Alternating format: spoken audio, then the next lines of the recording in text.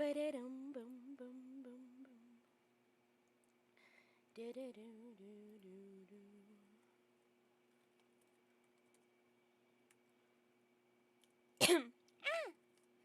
Awake from nap.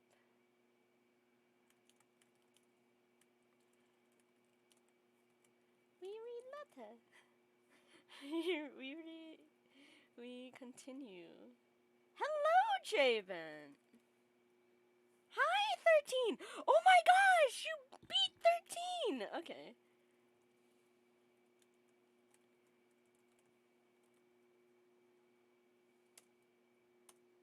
You finally did it.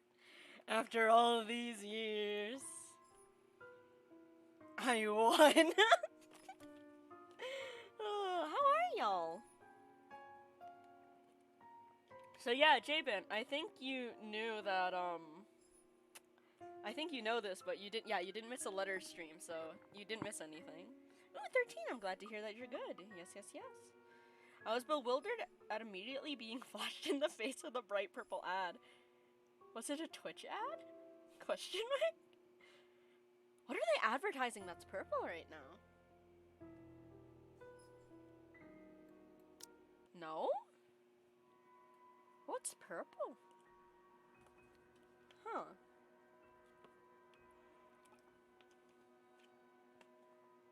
It was just another bright purple and it flashes into another fantasy video game, whatever. Might be the new Hoyoverse game. All I know it said. I was dreading the class I was about to go into, and now I get to listen to this the whole time. I wonder what type of comedic timing will happen during your class, Javen. But yeah, good luck with class, bro. I will keep you updated. Pay attention! Bad! To class, not me. But yeah, 13, I'm glad to hear you're doing good. Jaben, good luck with class. And now I shall continue the reads. I have to look through the place eventually, sure, but on the other hand, I can do it later when he's gone. I can go upstairs first if I want to. Alright, that's it, I'm skipping. Hannah's on the first floor. Yeah, okay, I remember this. Oh yes, I remember that I need to pay attention in class. Very bad to not pay attention. Javen, please. No. I've already seen enough of this floor during the open house. Of course I know that is just a convenient excuse. I just don't want to be in the same room as Whiskey anytime soon. I want to avoid Luke. I'm scared of him. So I might as well go upstairs first. The banisters on the grand staircase landing are solid at a proper height. Any lower and they would be trouble. There's a small catch on the carpet though, but as long as nobody tries to run down the stairs until it gets fixed, things should be alright. Oh, that's why Isabella tripped. Okay. And the stained glass? Art. Restored, no doubt, in the image of the last lady and lord of Emin. Oh my god, wait, it's been so long I forgot how to pronounce it. Ermengarde. Okay, I got it. I still have brain cells. I swear, I'm waking up. Or it was supposed to be until Lady Charlotte's fiancé was brutally murdered. Shade, why what? What did I do, Shade? Shade, what did I do? Why am I going back?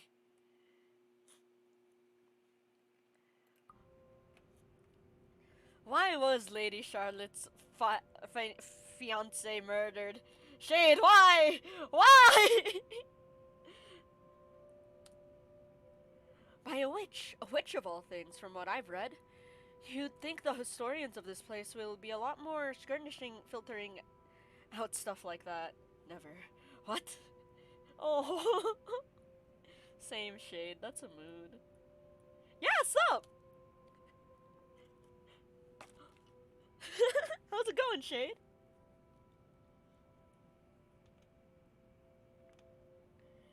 Fair. Shade is experiencing sunlight for the first time.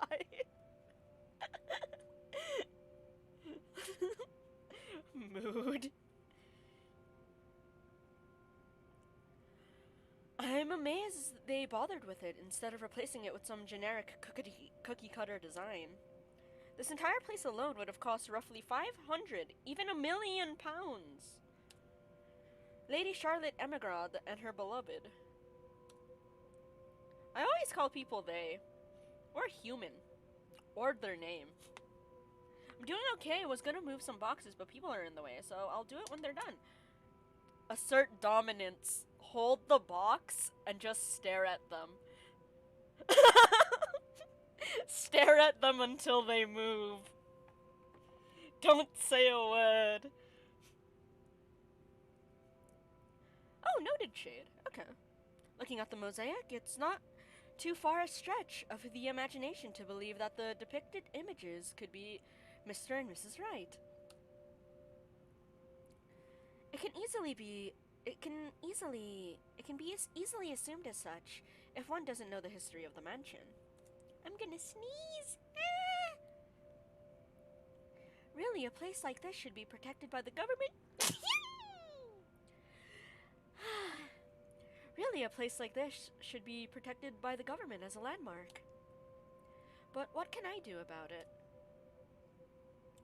Walking into the East Wing, I go into the theater, but is met with an obstacle. The obstacle that is locked doors. The door is locked. It's stuck fast. You feel a strange presence keeping you from opening it. Wait, why is there a door open? Sorry, I had flashbacks from a whole bunch of other horror games. Also, I'm gonna go ahead and blow my nose. Please give me a moment.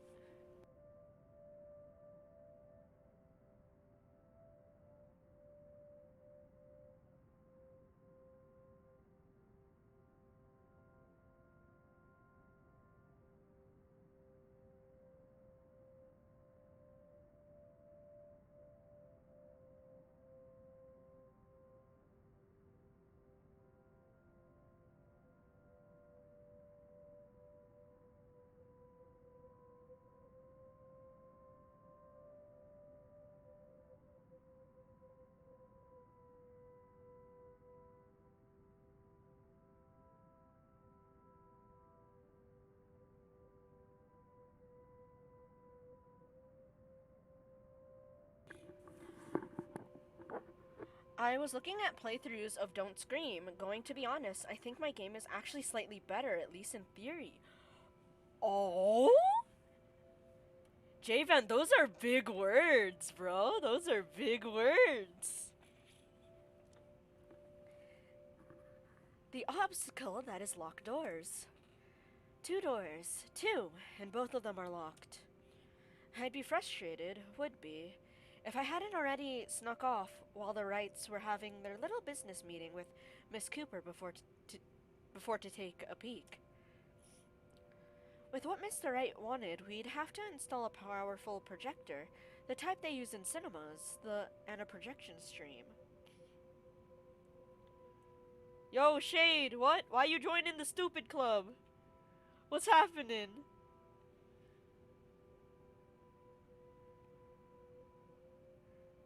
I knew these extensions existed, but I never downloaded one. It's a volume booster.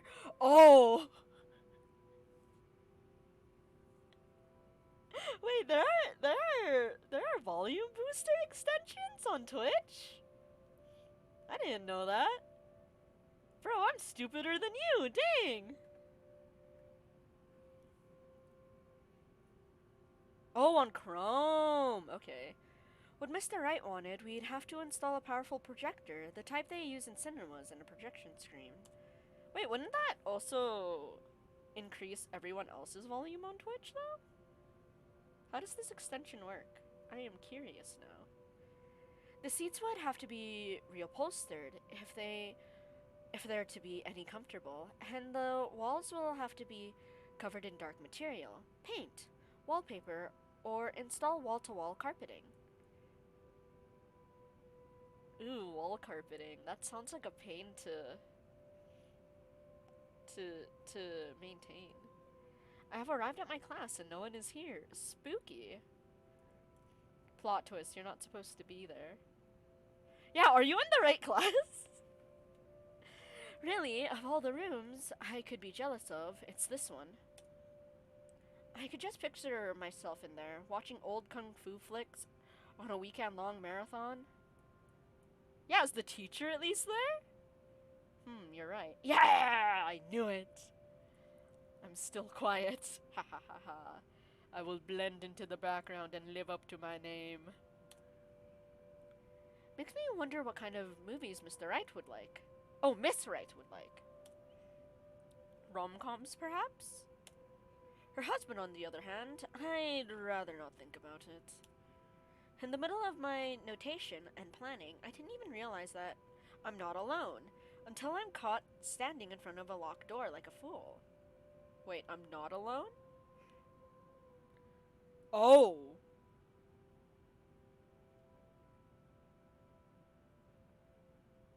That's fair. How did you find this out, J-Ben? Is your professor okay? Were you meaning to go in there? I'm afraid we won't be able to open it up today. Oh, okay. I would have thought you would have checked your email before school started, to be honest. Well, before class started. Oh well, I wanted to, but it's fine. I can still survey the rest of the place. Apologies, but the key was missing when they were handed over. They told us that they'd get right back to us with it. What? But aren't they supposed to hand over all the keys once property changes hands? That can be grounds to file a complaint.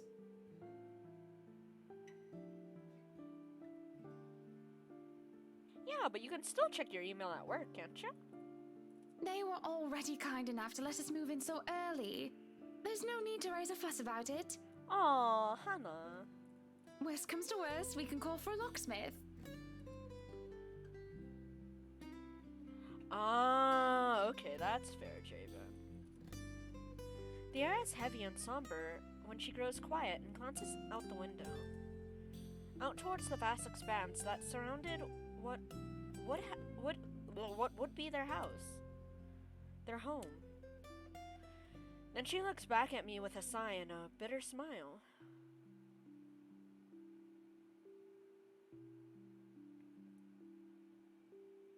Oh, busier. I was like, sir, there are animals in your area? What do you mean? What do you mean? But that's fair. Then she looks back at me with a sigh and a bitter smile. Flowers. Yellow flowers. Daffodils, dandelions, and sunflowers and the sort all up front. Just a whole garden of them.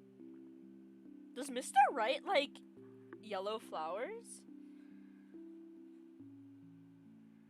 I'm crying. I bought the emote thing and I got one that's the same as the free one. Oh no, 13, I'm so sorry.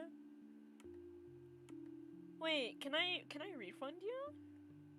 Here, let me check.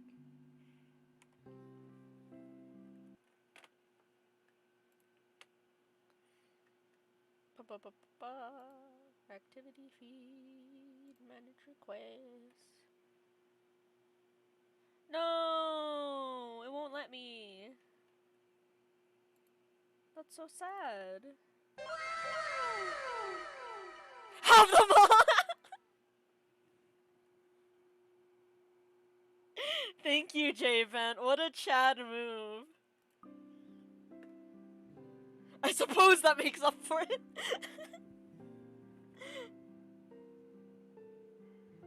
Okay, now I have one. Where can I adjust the tab I'm on? Ooh. Hey, 60. You have 60 gift subs? J-Vent, you've gifted 60 people subs? Wait, you've gifted 60 subs to my chat? What? No, I couldn't. Nope, I looked. Yeah, you couldn't refund it, J-Vent. I was so sad when I checked. Any of the default Twitch, Redeems? Yeah, they're non-refundable. The highlight my message, unrefundable. Send a message in, unrefundable. Yeah.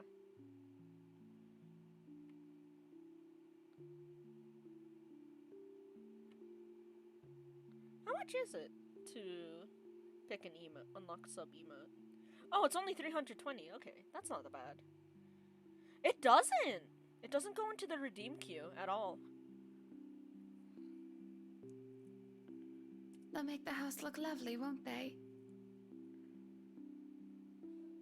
Do you not have a give channels points command? I have not seen one. Let me see. Emote only, end poll, followers, goal, marker on mod, monitor, pin, poll, on raid, Nope. Restrict, shield, shield off, shout out, slow, slow off, VIP, un-VIP, color. Oh? Nope. No, yeah, there isn't. You can't give points either.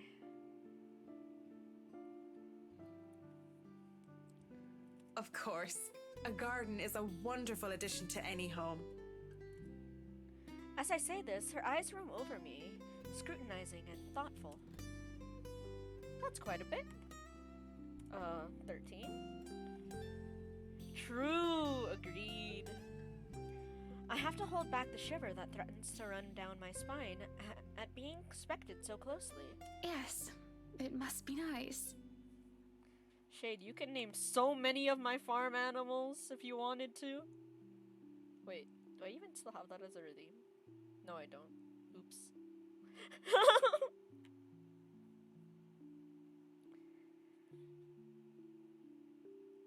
Yeah, that's a lot of doggo pictures. We're still talking about the gardens, yes? I mean, not having to worry about what another person thinks of you. Oh.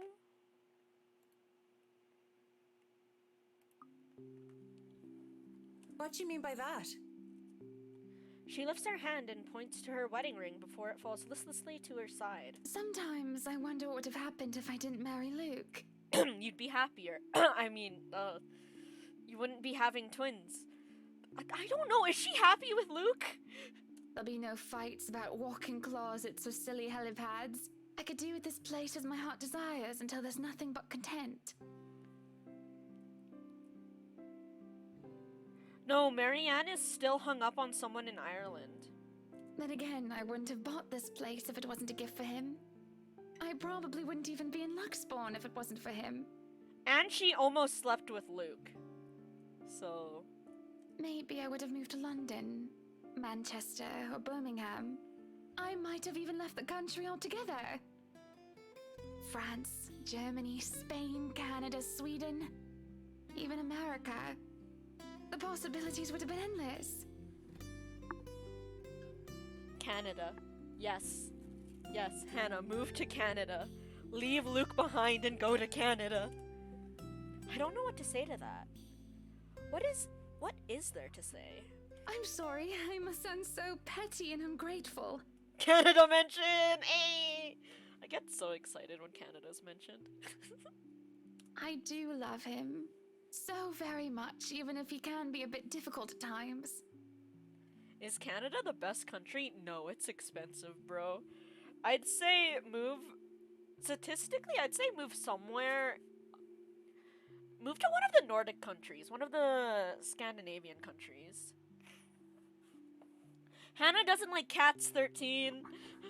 She's on thin rice. Ice, not rice. She's on thin rice. Ah! No, she's on thin ice. I always call Canada... I sometimes call Canada Canada. My syntax is ruining my sentences. I said Canada is best country. Yeah, Shade. It's so expensive here.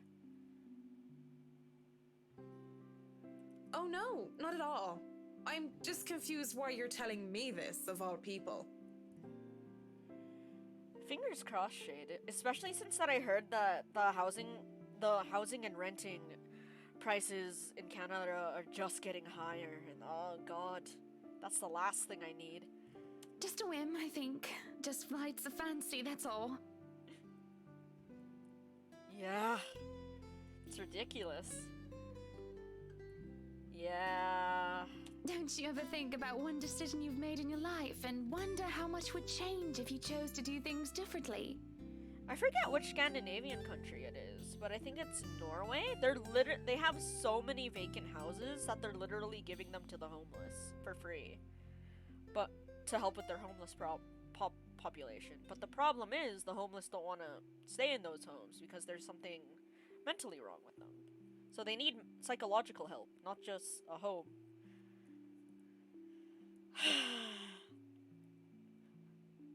Maybe I should learn Norwegian. Here? Norway, shade, I'm guessing.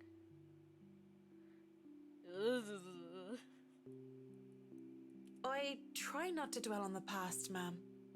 No, yeah, that's Norway. Not here in Canada. They'd never do that in Canada, shade. We're known to be nice, but we're not that nice.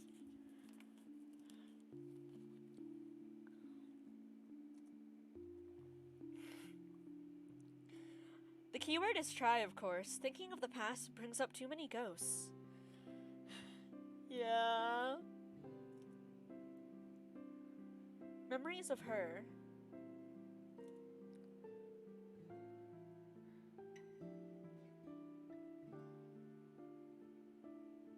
Javen, where did you hear that, or are you just saying that? And I do wonder what would change if I had just said yes when she asked for me. Maybe she'd still be with me. Squidwards!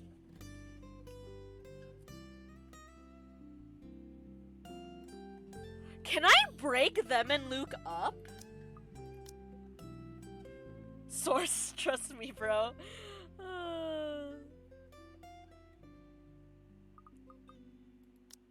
Wait.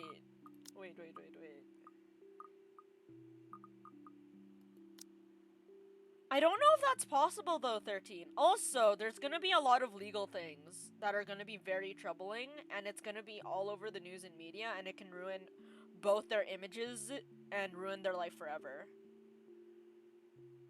Oh, it's just how do everything. I try not to dwell on the past. Okay.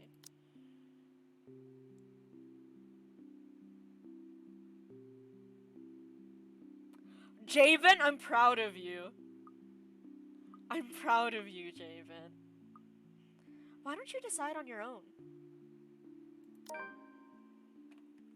Her worry seems simple enough. I mean, it doesn't have to be as difficult as she makes it out to be, right? Why don't you decide on your own? I meant nothing against Mr. Wright, of course, though whiskey buggered me to no end. By law, she would be the owner of the house. Well, unless they signed a joint property ownership anyway, which is a rare thing as far as I know, especially among these highbrow types. Sure, they could actually love their spouse, I don't doubt the possibility, but money is money, and it makes people do the most horrible things sometimes. It's your house. You can paint the whole place pink if you want, and there's not much he can do. Hey, Barbie house, let's go! The somber expression she had changes to a look of contempt. I could, but we are husband and wife. Equal partners in marriage, Marianne, though I can see that you don't understand. Oh. I mean, you told Luke no to the helipad, so I don't see how you can just put your foot down on what color you want to paint the walls.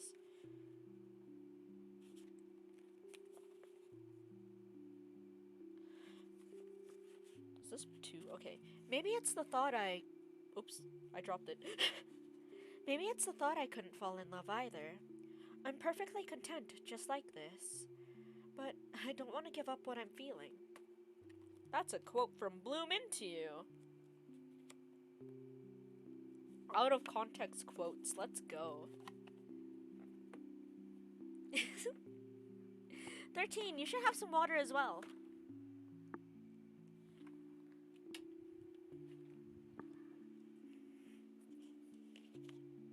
This is his home as much as it is mine. I'm not going to go behind his back over a room.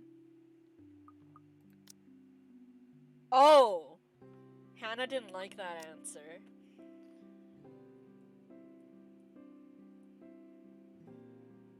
Sweetie, I hate to break it to you, but soda can make you thirstier. And how dare you suggest that? Oh! What? No, Hannah, I'm sorry! How do I even talk down without causing further offense? Talk her down without causing further offense. It's in my attempt to shake off my own drama that I end up tripping right into theirs. Sweaty? Sweaty, no! Because really, I have no business meddling in the affairs of my clients unless it involved interior design or architecture. Yet here I am opening my mouth and yapping. I do hate to see a good woman down. That's not what I meant by it. I just mean that maybe you don't have to get the approval of your husband all the time. Wait, does it actually sound like I'm saying sweet tea? Sweetie? That's also a cute nickname, though. But then again, I also love sweet tea. I'm a sweet tie? Oh man, bro, I want to be a sweet tie. I can be worn with like with the prettiest of suits. I can make you dapper. I promise. If you wear me to an interview, I will get you the job. Sweet tie. That's the best compliment you can give a dude wearing a tie. I wore a red tie once. Like around the mall for fun. Like like my brother said I looked like a mob boss, and I'm like, yeah, I feel powerful in this. And this lady walked up to me and complimented my tie and entire outfit, and I'm just like, yes, the tie is working. I need to get more ties. What would be some nice tie colors? I only have red right now.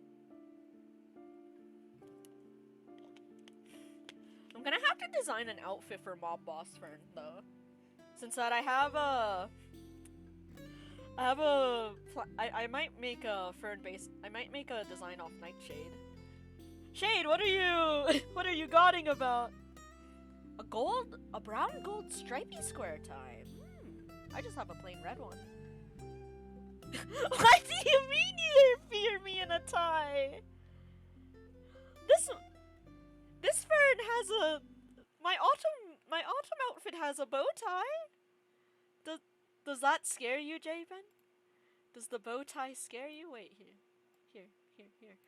Look, see, you can see my bow tie. Does the bow tie scare you, Javen? Does the bow tie scare you? Ah, yes, the true horror. A bow tie. Thanks, Luck! Yo! It's been a while! We learned that Javen's afraid of ties, so I decided to show off my tie, my bow tie. It's the acorn embellishment, huh? Oh, that's cute, Jade! I had a mask, so I was really taken by surprise. I still think about that. That's fair! For real though, who decided we should have ropes around our necks that can be tightened with a simple tug?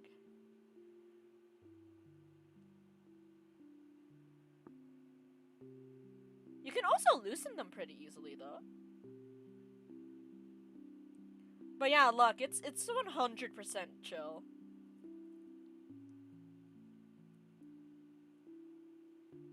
But yeah, shit, that's really nice of them. I remember telling a lady at the supermarket once around Halloween that I loved her mask, and her first reaction was, "It glows in the dark!" And then all of us got excited. Everyone within earshot got excited. It's nice. You should try to compliment people once in a while. That's how I'm actually working on my social anxiety as well. I try to if I'm forced to go outside, I try to compliment at least one person. Oh my god, you have a mask that glows in the dark? Yeah, look, you should compliment people.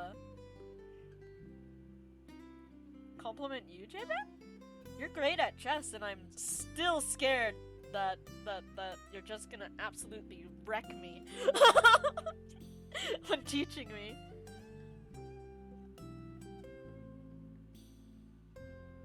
It was Akali's mask from KDA videos. Interesting shade.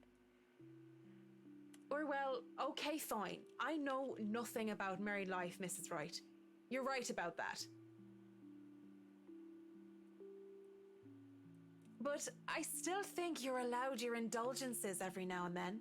Okay, first off, luck, I have forgotten how to read. Secondly, I'm sorry, look. I meant someone. I meant someone in real life. Someone you can. What is beaten any compliment I will ever attempt? What is beaten? What? Do you? I do not. I kind of know them.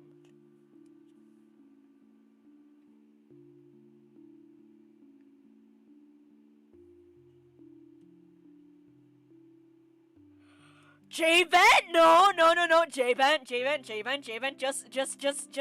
keep driving them, bro. Just keep driving home. Just keep driving home. Use text to speech. I will. It's fine. Nah, luck, nah. I'm never going into VC. I'm avoiding VC like the plague, luck. I just said you were. No, this is why he's doing it 13, because you said he was good at driving. He's so skilled. He could have his eyes on his phone while driving. That actually absolutely terrified me, learning that in a video, that there was this one dude who admitted that he would read straight up like news articles while he was driving. And I'm like, oh god. Ah!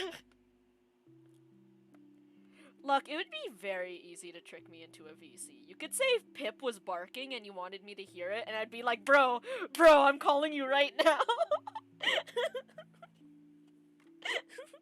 I have priorities. Oh, another doggo pic. I have priorities.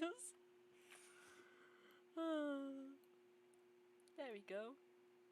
Let's just hope the lady doesn't pop up in this corner and bother Lucky, because she's like, this is her in her sleeping form.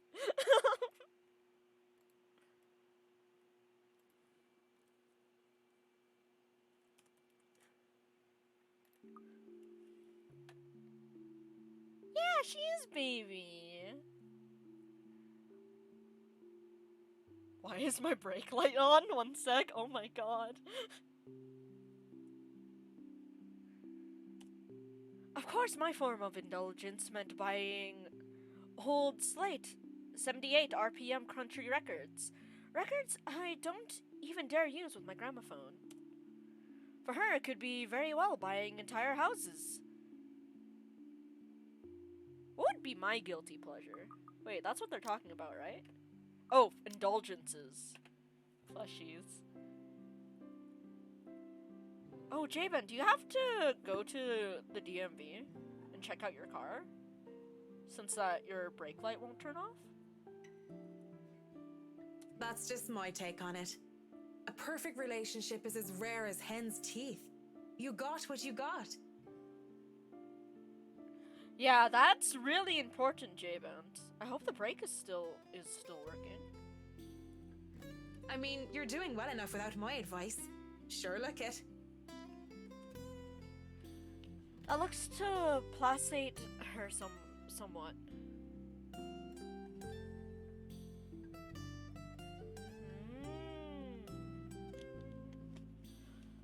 Sorry, J-Bent. Don't know much about cars. Can't help you there. Ah, I'm sorry. I tried to take on the accent of the character I'm playing as, so I'm sorry for the bad accent. Also, I've also been watching this Irish YouTube shorts. So that hasn't been helping either. She looks away and starts to flavor the view outside once more, with a faraway look in her eyes. Feel free to look around the rest of the house. Everything but the theatre should be open. Just call if there's need of me. Oh, Hannah. Okay, they still work fine. Okay. That's still concerning, though. Yeah, I'd get that checked out as soon as possible, my dude. Fingers crossed that everything goes well. Of course, Mrs. Wright. I really shouldn't have opened my big mouth in the first place. This sort of thing only gets me in trouble. Keep it clean, keep it simple, and stick to business. That's it. Be professional. But I failed to do just that because of a pretty face. When she turns to leave, she glances back at me before disappearing into the foyer. I look out the window from here, from where she was standing. Is this spooky ghost music? And I move on. Alone, with nothing but my thoughts and her.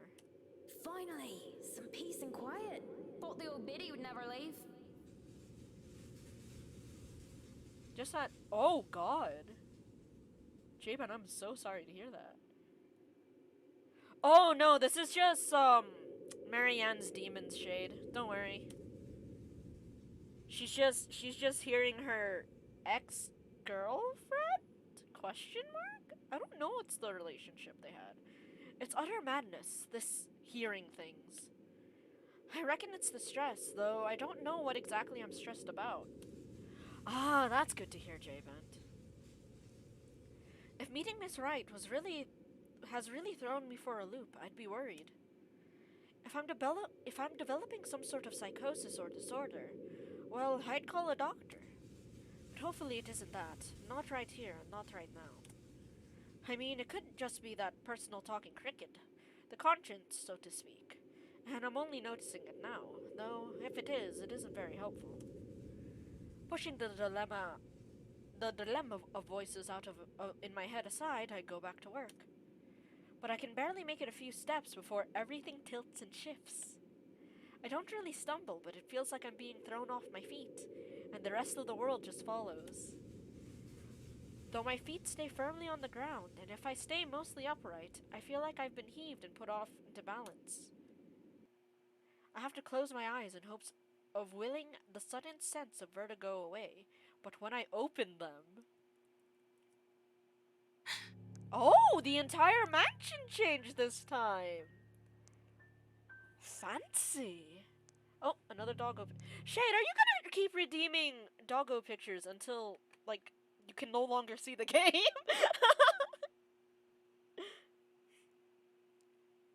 Oh, I need to actually add a whole new, source. Image source. If I don't see the spooky lady, I'm safe. Fair enough. Also, the silver tongue thing was not about being in VC. I meant how I can compliment. Ah, that's fair. That's fair, Luck.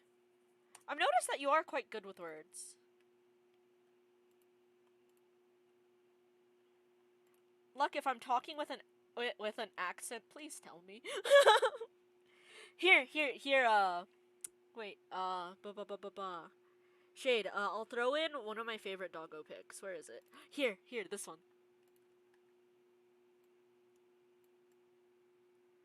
That's a doggo pic and a turtle pic. Yeah! Let's go. Well, I don't feel any less sick because of the sight that greets me. But you always speak with a West Coast accent? What does that mean? Wait, now I'm curious. What does a West Coast accent sound like?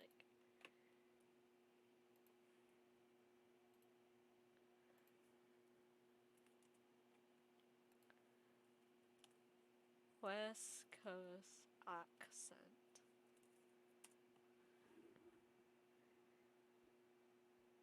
Like American? American?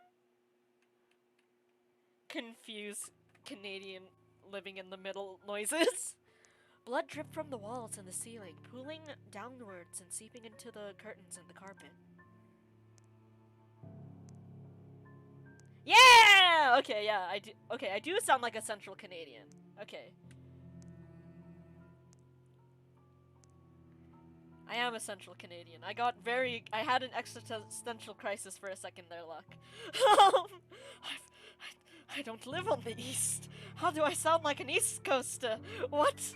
Wait, West Coaster. East Coasters are the ones that say a boot.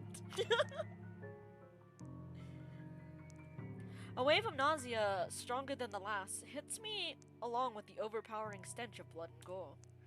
I want to bolt. The rational part of my head is telling me to flee. And I would have gladly done it if asked, if only I didn't hear her. In here, Marianne. Come on. I have something to show you.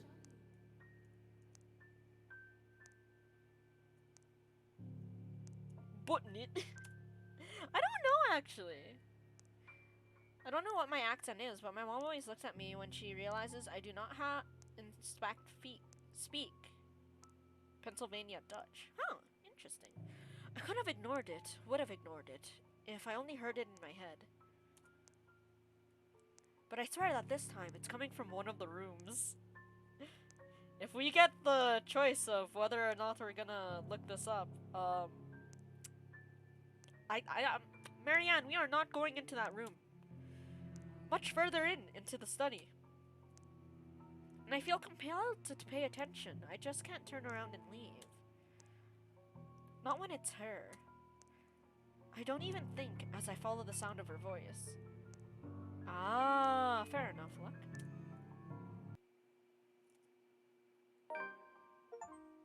Oh, she does kind of look like Hannah. Lorraine. Lovely Amanda Lorraine. That's a very Irish last name.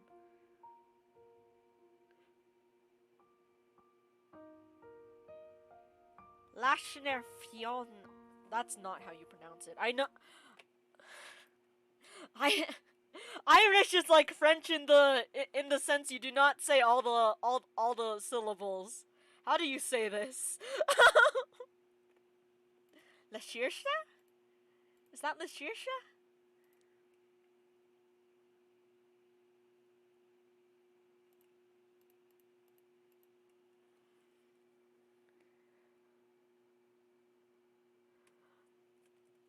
No, cause they have a certain pronunciation of things. Like, Saoirse is completely spelled different from what it looks like. Yeah, it's very interesting.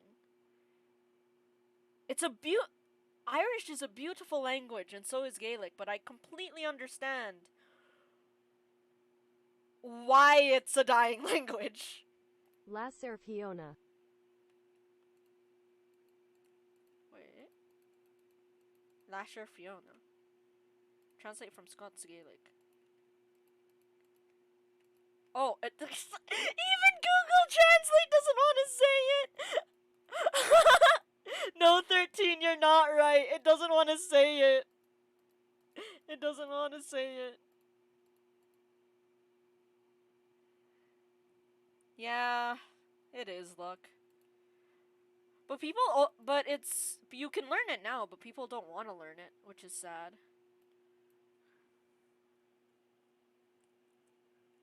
Celtic Woman says it. It sings in it, though, and her music's absolutely beautiful.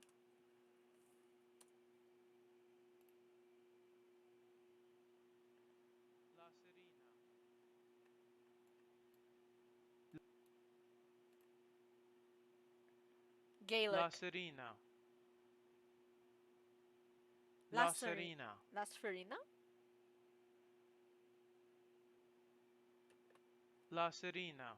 Oh, La Serena. La Serena. La Serena. Yeah. The Philippines is sadly like that too, look. Like, there were some... We finally found some like, this still pisses me off. It happened years ago. We found some cave paintings that were made before Spaniards colonized our country.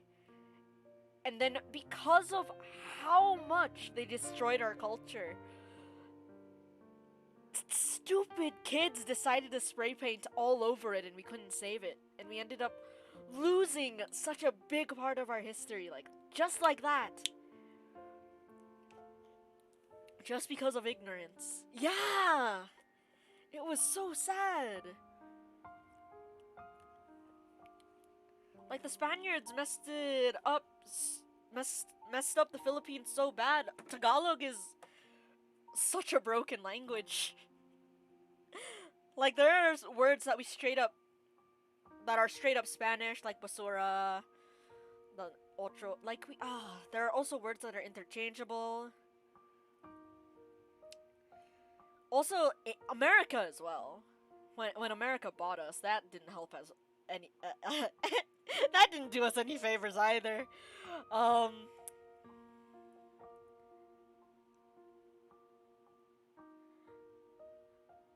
didn't think what you were going to say would make me mad, but I was wrong. Yeah, y'all didn't really help. You bought us for a million pounds. Yeah, my name is Gutierrez, for example. Fun fact, depending on what your last name is, people in the Philippines can actually tell where you're from.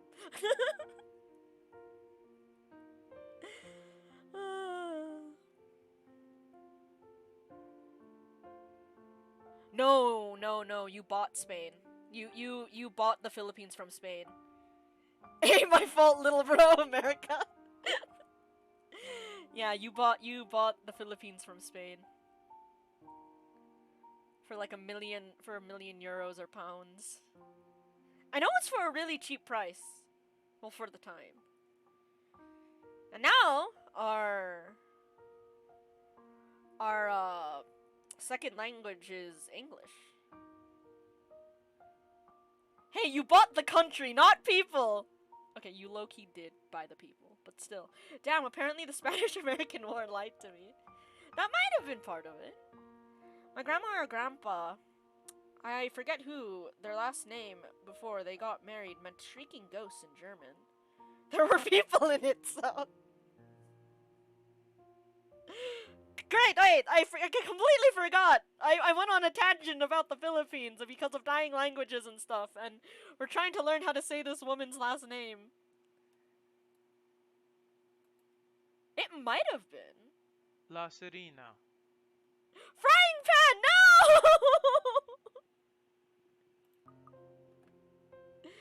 Dude, the Philippines history is messed up. Americans and Spaniards wrote it, okay? I don't know what's happening. Now, just call them frying pan. It literally translates to flying pan, if I remember correctly. Lovely La Serena.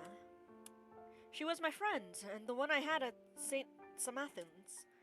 I was a scholar in the Charity Case, in a school for privileged and prestigious young girls. Excuse... Bad frying pan. No, I'll hit you with one. I'll hit you with a frying pan. Back off. Wait, do I have a scary image of my dog? Wait, hold up. I do have a barking image of my dog. Memory serves correctly. Didn't the Morrow Independent users get out of it? I do not know, look. Because I'm in Canada, I actually had to learn Philippine history independently. So I don't know, bro. How do you spell the name? I'll put it in chat for you. Here you go. There you go. There you go, Shade. Nah, it's fine, my dude. If the sensation of seeing the most beautiful landscapes of the world could be converted into sounds, I think I experienced it. Yeah, I'm gonna hit you with a frying pan!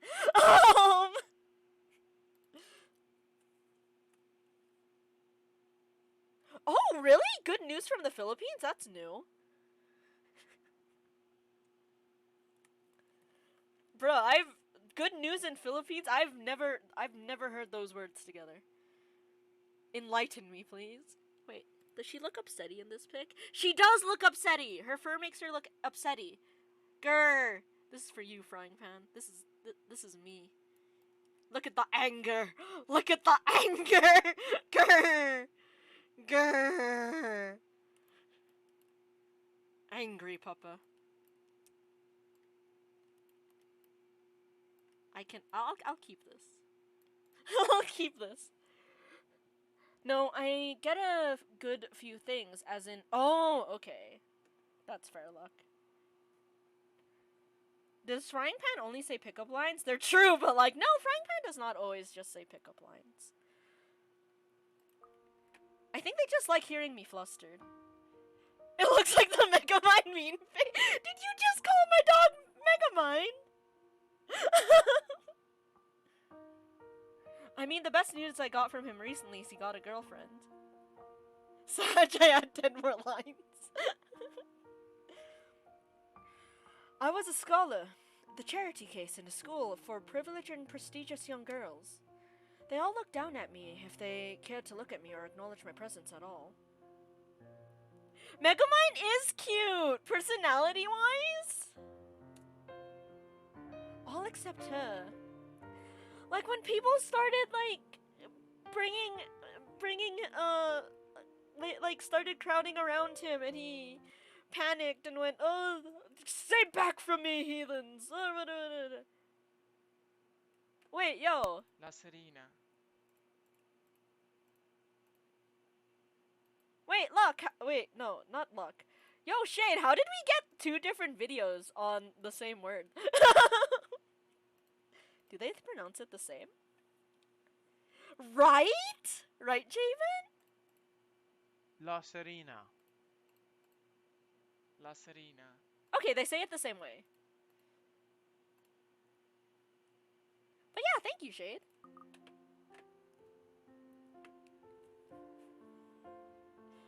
But Frying Pan, I am curious about what the 10 more lines are. Though I am angry. Oh, that's fair, that's fair. No, it's fine, it's fine. You didn't know, my dude, you didn't know. All except her. Oh, stop your crying. You know better than to listen to Maeve. See? That's pronounced Maeve! That's pronounced Maeve! I would have pronounced it as Medif! Or something like that. That's pronounced Maeve! Why I gotta teach that butterface a lesson? Wait. Yeah, Javen! How would you have said it? Oh no! Oh no. What's a butterface? I know that means someone's ugly, but that's a term I haven't heard in a while. Wait, no, lass! I don't want you getting into trouble with the sisters again! That's fair, Javen. Relax. It's not like I'm going to stomp her and her lackey's arses flat like last time. Damn! Lorraine is violent! Come on, let's just go back to our dorm room. I don't want to be on my Tobler while you go get yourself punished. What's a toddler? What's a toddler? I'm learning!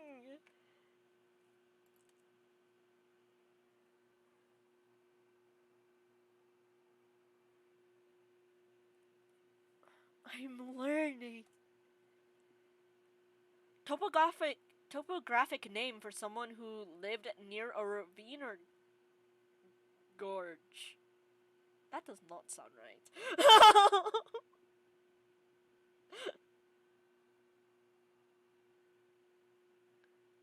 Topographic. Yeah, like the map. For someone who lived near a ravine or gorge.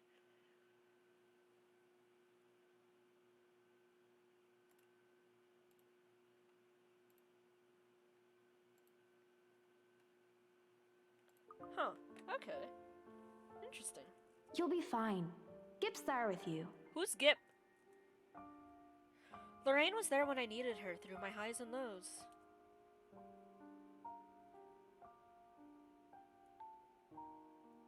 To be by oneself, deprived from the word Toblerone.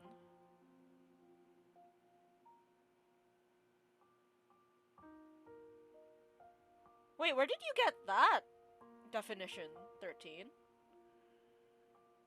Tobharlone.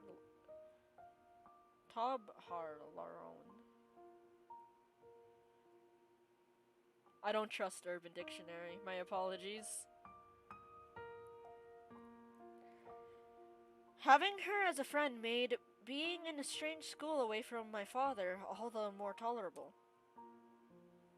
I googled it as well, and I got a different result.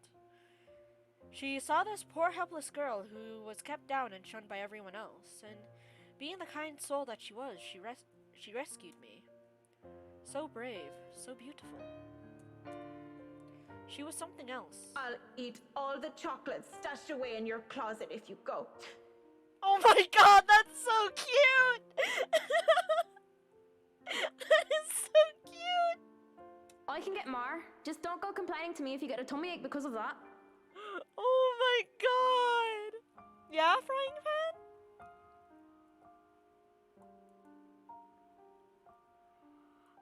It's about a chain letter and people dying because of the ghost that wants help, but she doesn't tell us what she needs help on, so everyone just dies! I'm gonna pretend I can't read the last sentence!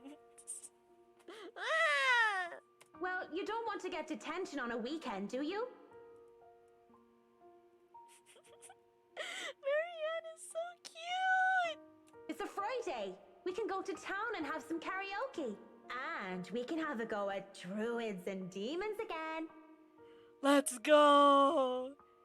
You're not going to miss that just because of Maeve, are you? I'm gonna ignore chat! Let's go! We're reading! Sometimes I question what I did to deserve a friend like her.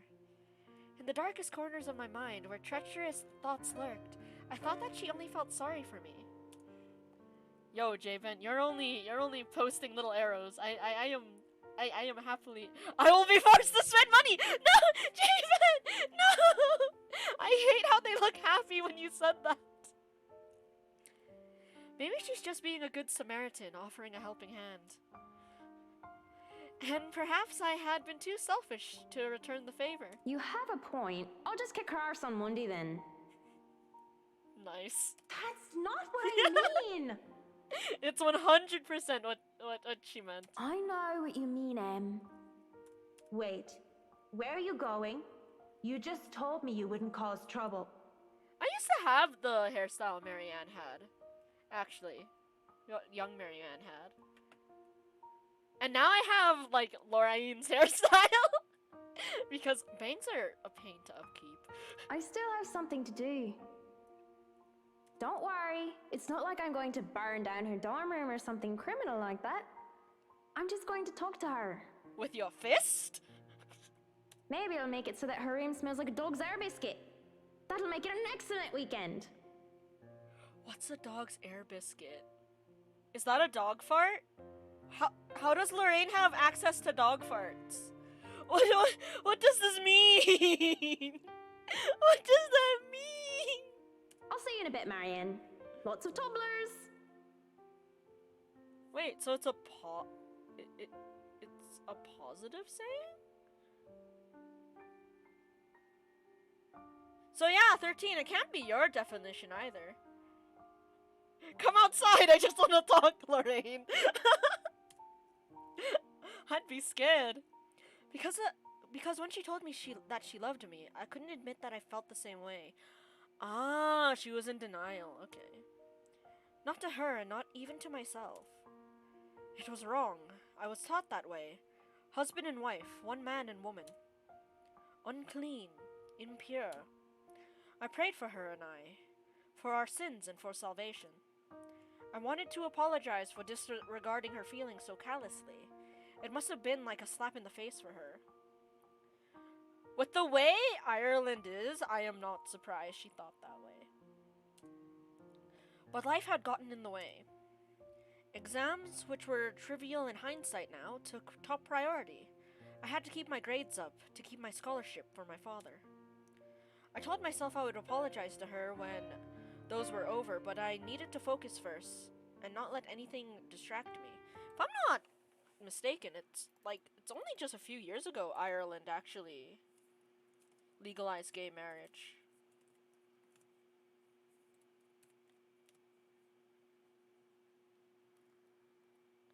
Yeah, it's still a pretty recent thing. Yeah, 2015. November 2015. 3 days from now, it would be the anniversary. Yeah, it's still a pretty new thing. Am it? Why do I know random facts about countries? They should have done it in June. It depends. That's fair. That's a fair thought.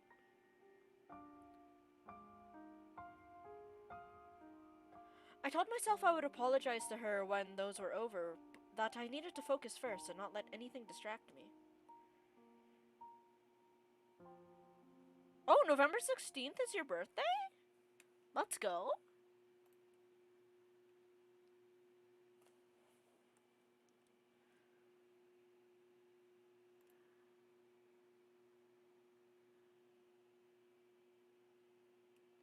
Wait, J-Ben, when were you born?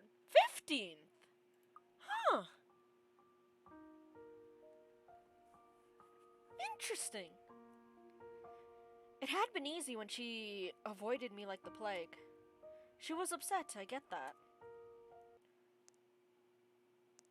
It'll be easy for me to remember your guys' birthday. Hey, I heard in Germany that's actually bad luck, so be careful. I thought I had the time to make things right, but... At 7 in the morning, students found a 5th-year dead. Assumed to have fallen from her dormitory window. They told us that it was an accident. That was the official statement. But I knew better. She was dead because of me. Maeve had a hoot and I kicked the bucket, didn't she? Ding dong, the witch is dead!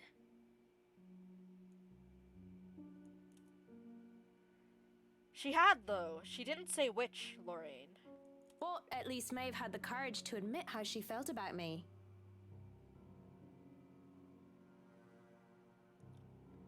Essentially, in her school days, Marianne had a girl confess to her love to her. But because she was so deep in the closet, she rejected her. And that girl unalived herself. And she feels guilty about it. And that girl just happens to look a lot like Hannah Wright.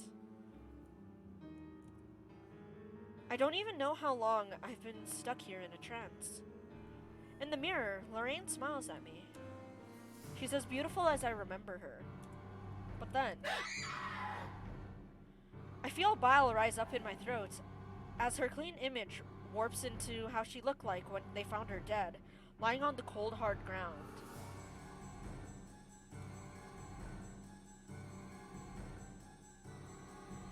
Yeah, that's what they're trying to do. That's why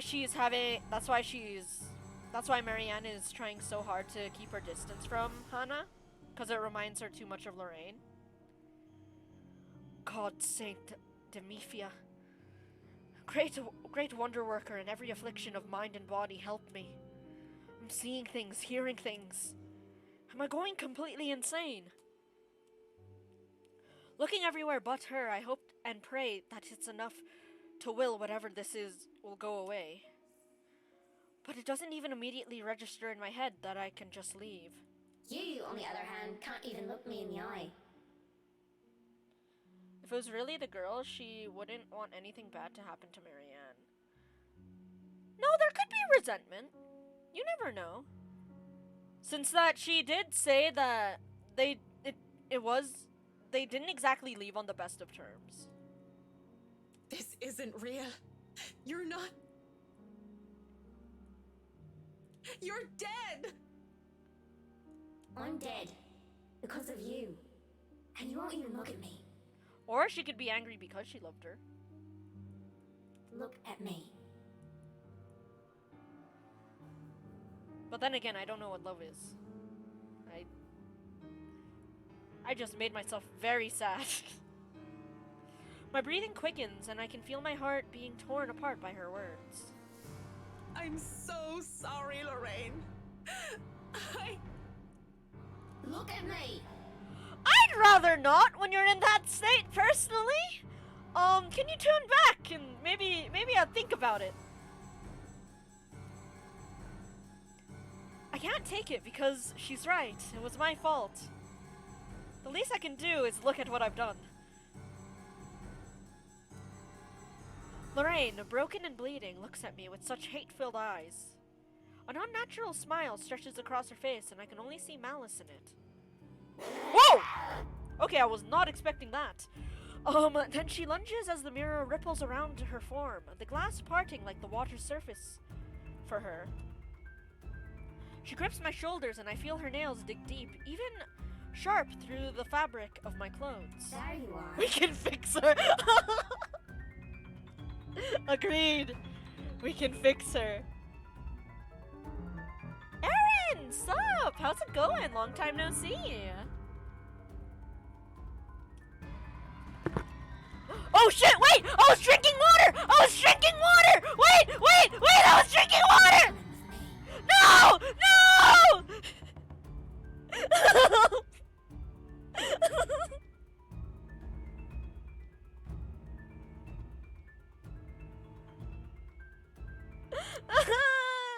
Oh, okay.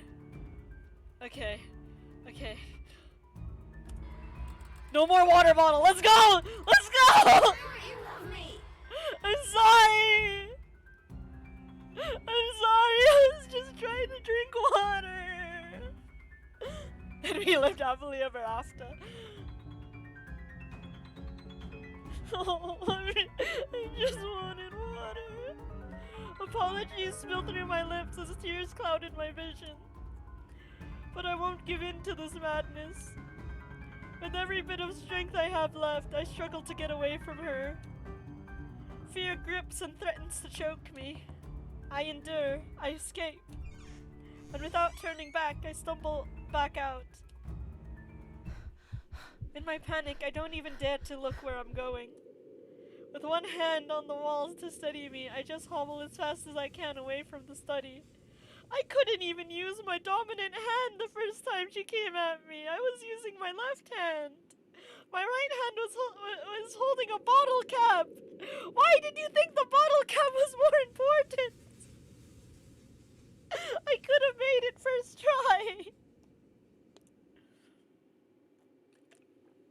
Oh wait, this means we're near the end of Marianne's chapter, and that means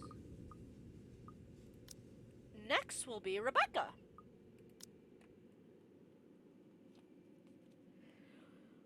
With one hand on the wall to steady me, I hobble as fast as I can away from the study. Don't drop the bottle cap, it's probably bad luck or something. Away from that mirror. Imagine, like, just to do the QuickTime event, I just spill all my water on both my laptops. Freedom is bittersweet. I'm free from the madness, it seems, as running out into the hallway reveals to be in pristine condition. But it means I've turned my back on Lorraine, again. I have no plans of stopping, not until I know I'm safe. And if that means walking back to Luxembourg, as ridiculous as the idea is, then so be it. Someone suddenly grabs a hold of me, however. Fingers are digging deep into my shoulder, my heart nearly stops. My body seizes and I nearly scream. Marianne, you look awful. I mean, not awful, but... Did something happen? Are you alright? Just had a bit of a wee, it's fine. This is right. Aww. Without thinking, I sought comfort, seeing it wasn't her. It's a sudden, impulsive thing to do, and had I been in better condition, I wouldn't even dare of doing such a thing. But I didn't know what else to do. Though I know I shouldn't, her warmth, her scent, they grounded me. She is intoxicating. Marianne, what's going on?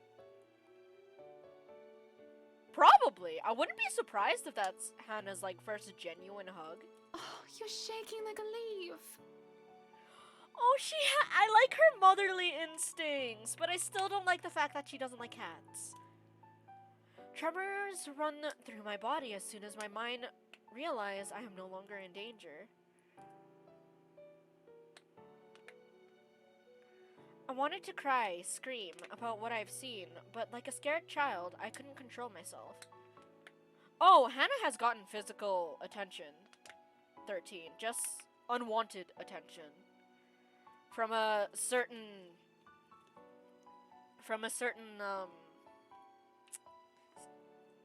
what was he again? He's Ashton's boss. Chief of police.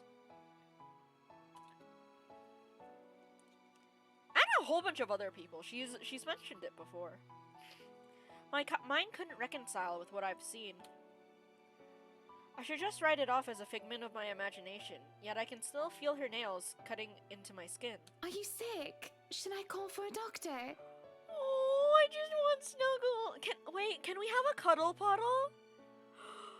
Can I have a cuddle puddle with all the girls?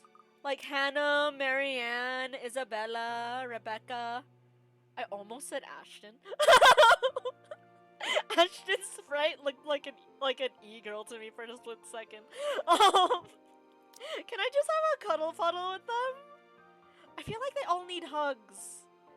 Can I hug all of them? I want to hug all of them, and then a cuddle puddle for the guys, and then we can all cuddle puddle together.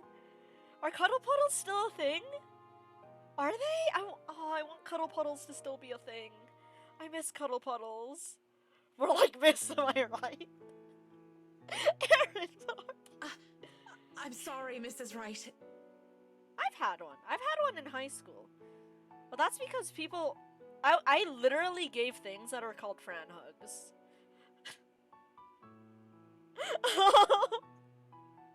I never felt so bad when I walk into class, someone is having a bad day, they approach, their friend offers them a hug. They don't accept their friend, but when I walk into the room, they, like, my underclass, they were, like, grades below me. They immediately went up to me and held out their arms and went, I want a Fern hug. And the look of shock and understanding on their best friend's face, like, oh no, I'm sorry. I'm very comfortable with touching unless someone that knows me very well. Same, Aaron, but I learned to tolerate it. Skill issue on the friend. I felt so bad! And then the next thing I knew, it turned into a group hug and I felt like I was suffocating, and then I just quickly ran away. I buried myself in homework. Marin, hello! How are you? I was just telling an embarrassing high school story. Should I talk about it on why I never confessed my love to anyone? The first time I confessed to someone in junior high, and I thought I was really slick for choosing to do it before summer vacation. Because my little brain thought, oh, if they say no, then if they try to contact me during summer vacation, I can just say, oh yeah, my family decided to go to the Philippines this summer, yeah, can't see you. I can never... J-Vent, no. J-Vent, this was a mistake.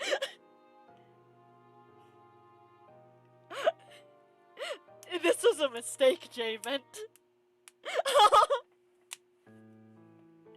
So, I was best friends with this person. It was a guy friend. Literally sat down next to him. We were on a log.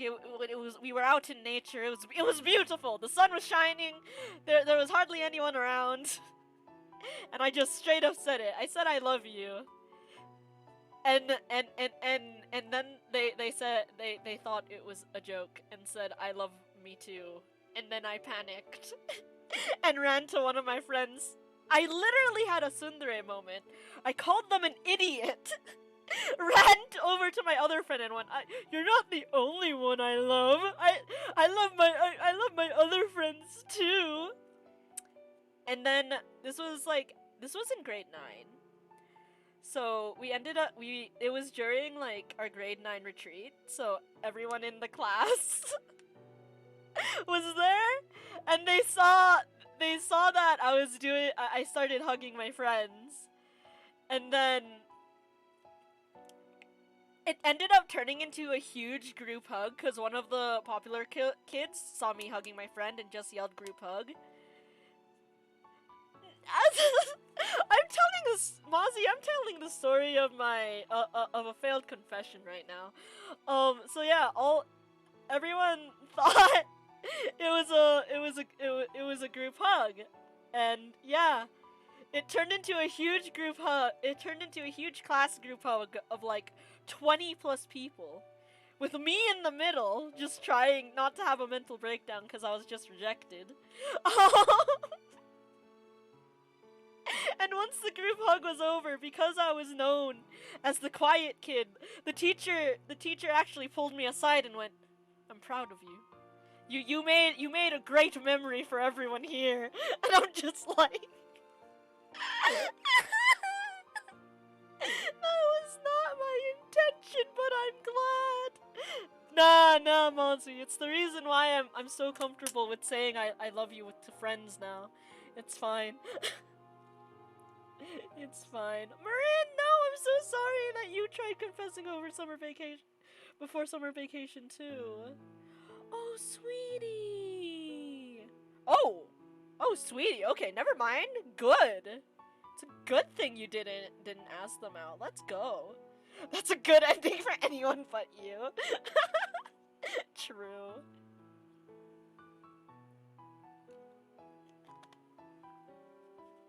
Ooh, 13, having a crush on someone already dating someone. Oof. But yeah, Mozzie, it's fine. It's a fun tale to tell. It's a fun tale to tell. Also, just the power move in high school when people ask me, "Hey," that actually did catch me by surprise when when one of my guy friends straight up called me cute and said, "Yo, you can just ask anyone out and they'll probably say yes because you look cute." And then I literally kicked back, put my hands behind my head, put my feet up on the table and went, "I have a story for you." on why I will never confess to someone ever again. I had a crush on her and her girlfriend.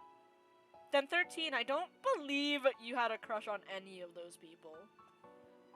I bet they were right too. No! Okay.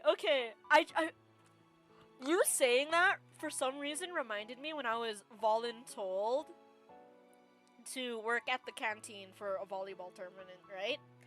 And my guy friend just noticed a student was staring at us. She was staring at us, and then he put me into a chokehold. And then he just told the student, "Yo, I'll let her go if you buy something." And this poor lad, with fear in his eyes, like quickly took off his backpack and started rummaging through it, like looking for money. And I was just like, no, it's fine,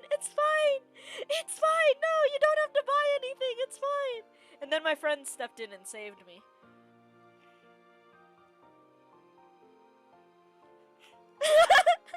He didn't buy anything, thankfully. He got to save his money. Oh my god, 13. That's horrible. To be honest, J-Ben, I would do what the dude was doing too.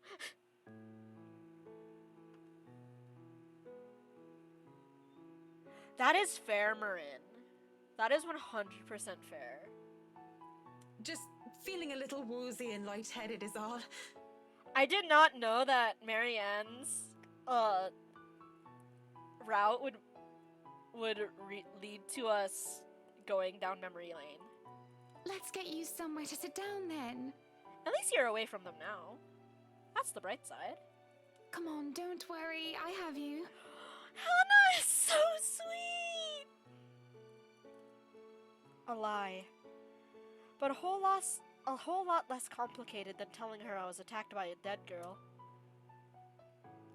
When the feeling of fear eases off, I feel nothing but shame for my actions. I quickly back away as I clear my throat and nod my thanks. She is! She's so sweet. Also, Marin, I hope you're having a wonderful day today. I think I've had enough looking around. Boop-a-doop-a-doo. Let me move you guys a bit, actually. Boop. If it's all right with you and Mr. Wright, I'll meet you outside. If you're sure, I'll have the car started. Do you need assistance heading downstairs? She's so sweet! I'm all right, ma'am. Just go on ahead and I'll be right there. Oops. It seems to placate her worries, though only for a brief second. Before she heads down, I don't miss the concerned glance she shoots my way, hidden quickly under another smile. I won't begrudge her for it, that worry. The look on my face must have been a strange enough sight on its own. Even I am still reeling from whatever it was. Is that how you say placate? I might be saying it wrong. Wait, now I'm self-conscious. Wait, is that how you say it? Wait. I say a lot of words wrong. I can't even say library. Placate. Oh, it's placate.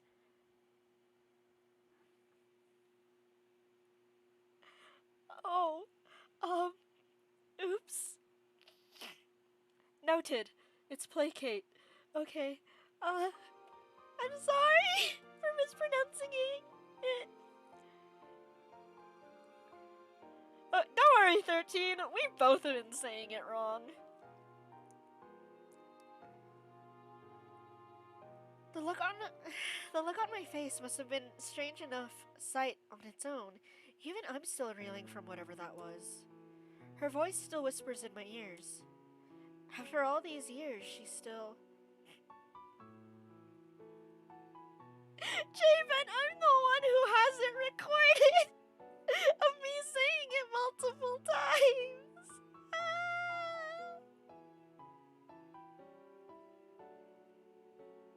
Now I am too, Javen.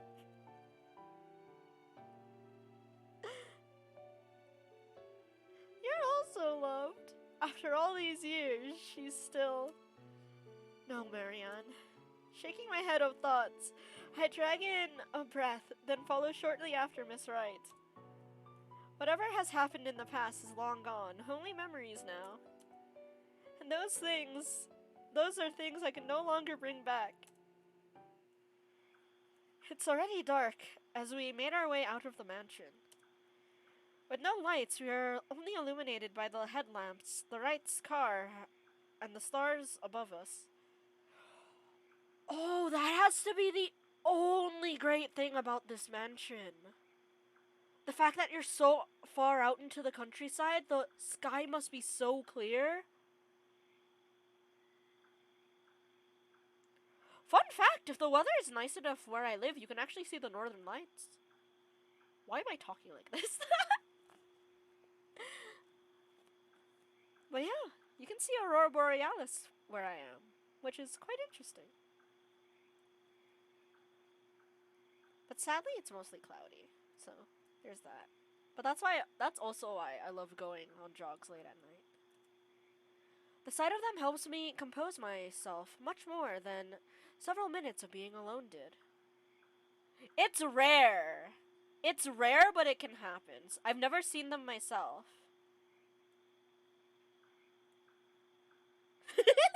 Oh my god, it does! That's so cute! That is true. That is true, J-Bent. But it also just proves how cold it is here. The sight of them helps me compose myself much more than several minutes of being alone did. I neglected to tell you that you spoke with an accent earlier, for I was driving. What type of accent? The car's engine is running, yet the two still stand out on the lawn. Miss Wright is busy, eyes up to the stars. Take your time, J-Bent. Also, luck. Don't worry about it. Just, focus on driving. Drive safe, my dude. And Mr. Wright, arms crossed, has his eyes down on the ground. It's like the crunch of the grass under my heels that brings their attention to me. About time. What took you so long? Calm down, princess. A minute longer and I'd think the house swallowed you all up. Oh, hush, dear. I'm sure she has her reasons. Marianne doesn't seem the sort to idle. Sorry, I was just checking on something important. We can mute him. Yo, Marine, it might be the house changes, there's ghosts. I don't know, man, I don't know. See, business is business and they take time, love. You should know that better than anyone.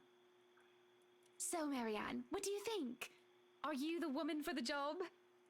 I know we already signed papers hiring you, but I want to be 100% sure that you are committed. I glanced back towards the mansion, knowing what I had seen there. Or rather, who I thought I saw there, because there's just no way.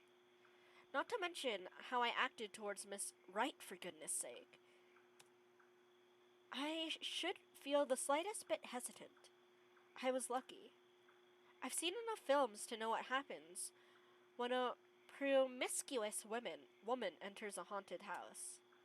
This is my chance to turn it down, make excuses, say I'm not up to the task, that I need to take care of my old sick father. Just pay the fine, which is probably outrageous for a contract like this, and let it go. I should turn it down. But for some obscene reason, I can't. In the same matter, I haven't let go of her, of the regret that has shadowed me since that day. As much as I hate to admit it, even to myself, seeing her again, the mischievous glint in her eyes, the loose tendrils of her hair curled around her forehead. It's something I've terribly missed, and now that it's here, almost within arm's reach, My father would tell me, sometimes you just simply have to go through it, consequences be damned. And well, I don't really have any logical reason to say no. At least, not something a client like the Wrights would want to hear from a professional designer. It's certainly an interesting project. You can be sure I'm seeing it through the end. Such dedication! Oh, I do love the determination. It's because she looks like her old crush, Marin. That's what makes it so hard on her. So it might not be a crush, so it might just be an infatuation. You were always determined like that, weren't you? Hearing her voice, once again, sends a chill running down my back. I can't wait for this day to be over. From the mansion through Anslam, I rode with them in silence. A pearl? Ooh, tell me more, Marin. I am interested. What is this reference you are making? But as soon as we hit city proper, I asked to be dropped off and bid them goodnight. Oh, Steven Universe! Oh, I still need to watch that. I thought it'd be best if I didn't stay too long in confined spaces with either Miss or Mr. Wright. Both seemed to cause me serious trouble, and if the project had been any less interesting or grand, I would have dropped it without a second thought. Would have, shouldn't have, won't. I assure them that my place isn't far off, and I have to fight off the urge to roll my eyes and groan when whiskey throws me a little smirk. But even in my own house, peace is elusive as I sleep. I lie awake thinking of what I saw in the mansion, of who I saw. If I so much as hear a single whisper from her, if I so much as see a wisp of her hair, I'm afraid I'll go mad. None of that happens. and it makes me feel hollow. For 2 nights, I've had trouble sleeping, but it's only one morning when fatigue has already let me rest that I'm reminded of what terrifies me so. October 26, Wednesday. In my restless dreams, I see that mirror, the one in the study, and in it, I see her. I see them. That's an interesting image. Lorraine and Hannah. Hannah and Lorraine. Poor pathetic Marianne. Work, work, work. She'll work herself to death. See, she doesn't listen. That's all she did. Look at what happened to me. They talk among themselves with cruel smiles and venomous tongues. Or rather, to themselves, 2 heads, 1 body. A horrible mockery of these women, as if they were the one and the same. More's the pity. Life goes on and goes out, and she doesn't even see it. Yeah. Do you think she'll even realize when she's kicked the bucket herself? When they say a person has a hard time telling me they're in a dream, it was true often enough. Even with the bizarre sight, even with the obvious implication that this isn't real, I can't help but feel distress. Likely. Is that any way to live at all? She might as well be dead. Cruel fate that she's alive and I'm... well... Though they speak into each other's ears, tones low and hush, I can still hear them as clear as day. Their whispers pervade the air, heavy and oppressive. They bury and dig into my head like tiny maggots, worming their way into my skull. It is only then that they take notice of my presence. Eyes turn towards me. I can only feel small under their scrutiny. Caricature smiles etch on their faces, mimicking each other grotesquely. Oh, Marianne! How long have you been standing there, dearie? Come join us, Marianne. We won't bite. Unless you ask, that is. Have you been looking at us? Spying? How scandalous. Such a naughty girl. I'm sure you were just waiting for something lewd to happen, weren't you? What? You know she will not admit it. She thinks it wrong. You've said it so yourself. Oh yeah, she's closeted. She's still closeted. Yes. She thought me wrong, impure, abnormal, because I loved her. My breath hitches, and I open my mouth to protest, but they stop me, screeching. The mirror that holds them cracks, lines spidering across its surface. Do not lie! We know the gluttonous thoughts you try to deny, girl. All those desires you bury beneath that sickening guilt. You act the martyr when you turn the bed you lie in into your own hedonistic hell. You are nothing but a tainted soul with filth-stained flesh held together by falsehood and pride. Agreed, Marin. They look livid. Marianne is having a nightmare of her old crush and Hannah essentially berating her. And when it looks like they would lunge, I wake, feeling the wind had been knocked out of me. With a groan, I squint. I find a certain fluff ball sitting on my chest, looking as pleased as Punch.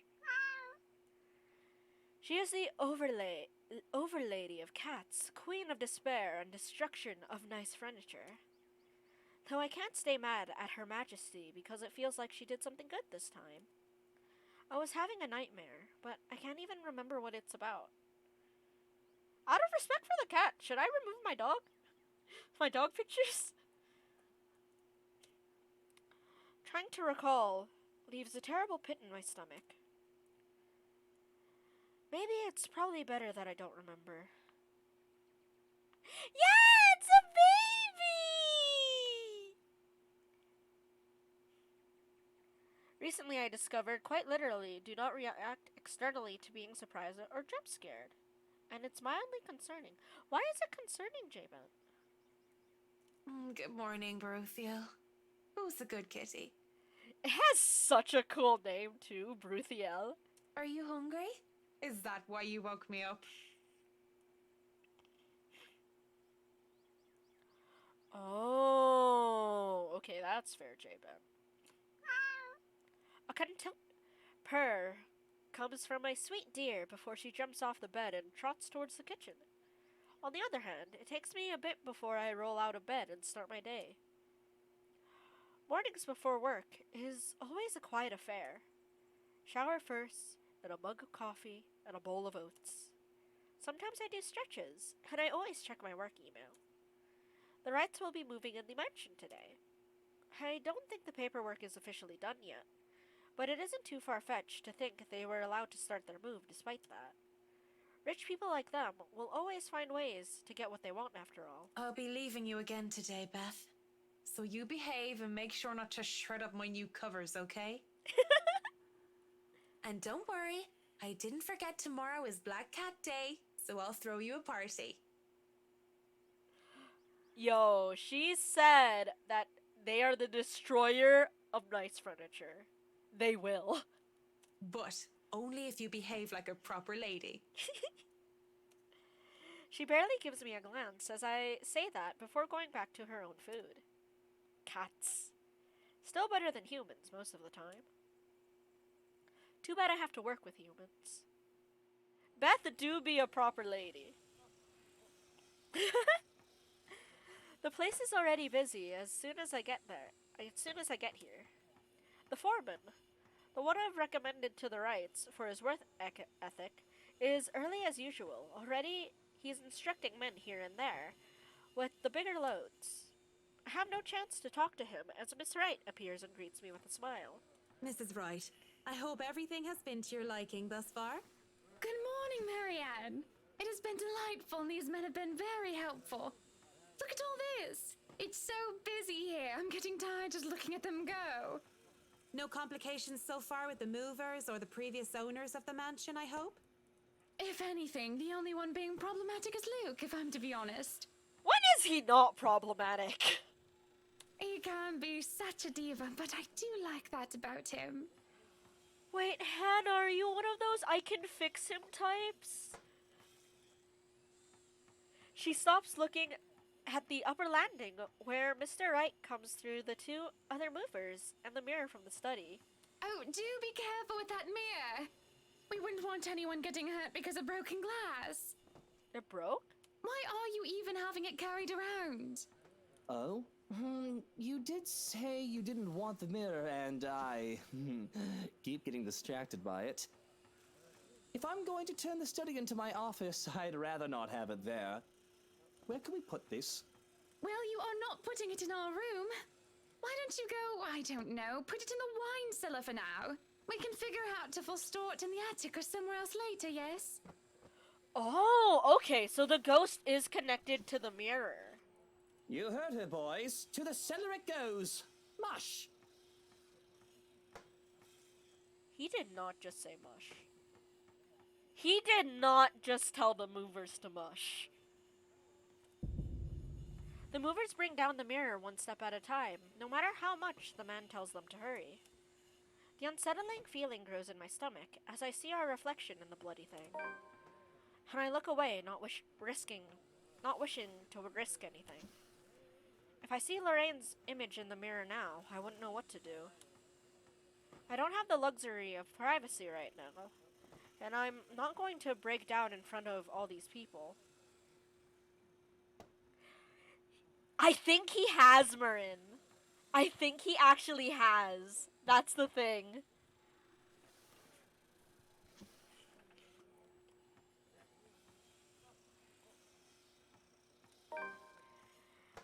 As soon as I go into the kitchen, I realize I'm holding my breath.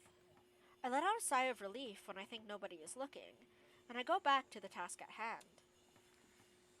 It'll be a terribly busy day, and there's no need for me to even think of anything else. I talk with the foreman, fill him in which room is which.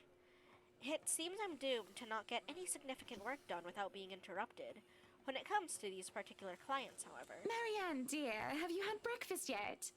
Well, I do believe it would be considered brunch at this hour. Oh, yes, Mrs. Wright. You must join me. Johans has already been breaking in the kitchen, as they say. Same, Marin, but I'm trying to save everyone. Next time I'll kill him. Yes, next playthrough. I do not see the others settling down for a meal anytime soon. Someone might as well enjoy the food while it's hot.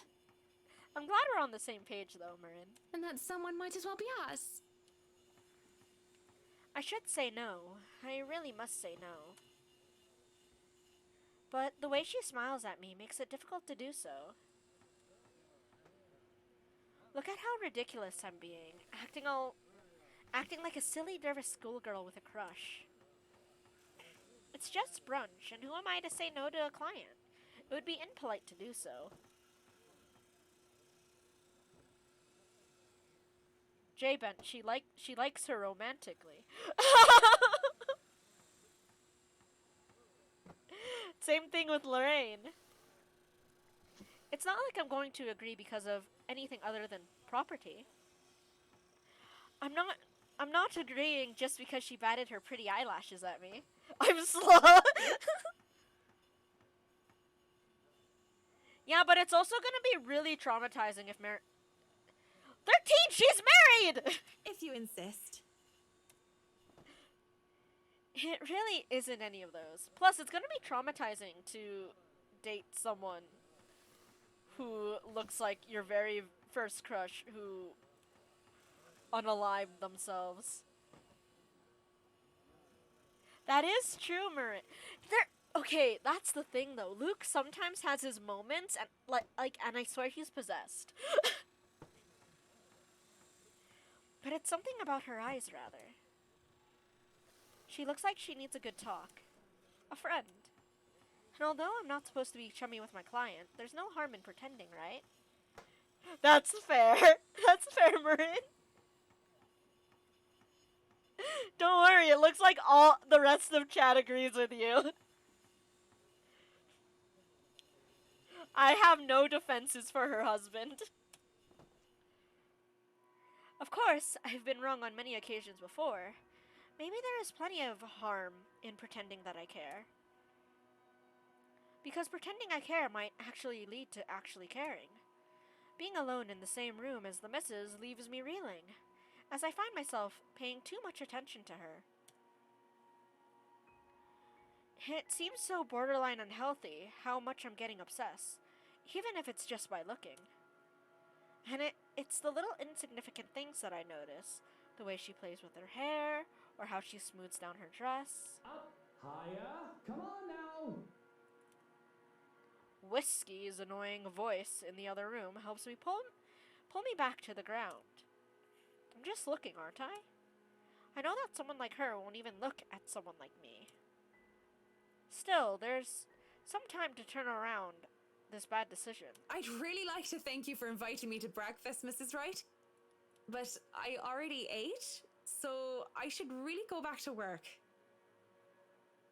I honestly don't know what you call them in manga. I guess it's just a toxic relationship in general, Marin.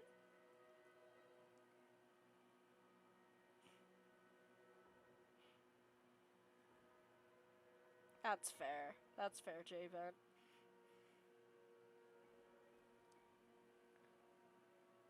But the thing is, they really did love each other before. Because, like, Hannah has, like, said, oh, when we first got married, we'd have, like, long, deep philosophical talks together. But then now it's just all about this and that and money. Nonsense! You arrived so early. You must not have gotten a proper meal. To be fair, I also just give everyone nicknames. Sit. Sit! I'd situate us in the dining hall, but it is a mess right now. I honestly do not know what is Hannah's natural hair color. No, you're just J-Bent. I mean, I guess, in all theoretically, I should be calling you J-Bent 02. Oh, 2 sounds cool! Now that I say it aloud. Her concern is sweet, as is her smile. Yeah, J-Ben is already a nickname. Yeah. But I'm really not here for idle chit-chat. Something I keep forgetting. We're both distracted when the food arrives, and it's enough for me to stay, at least until the meal's over. No more, no less, just to be polite.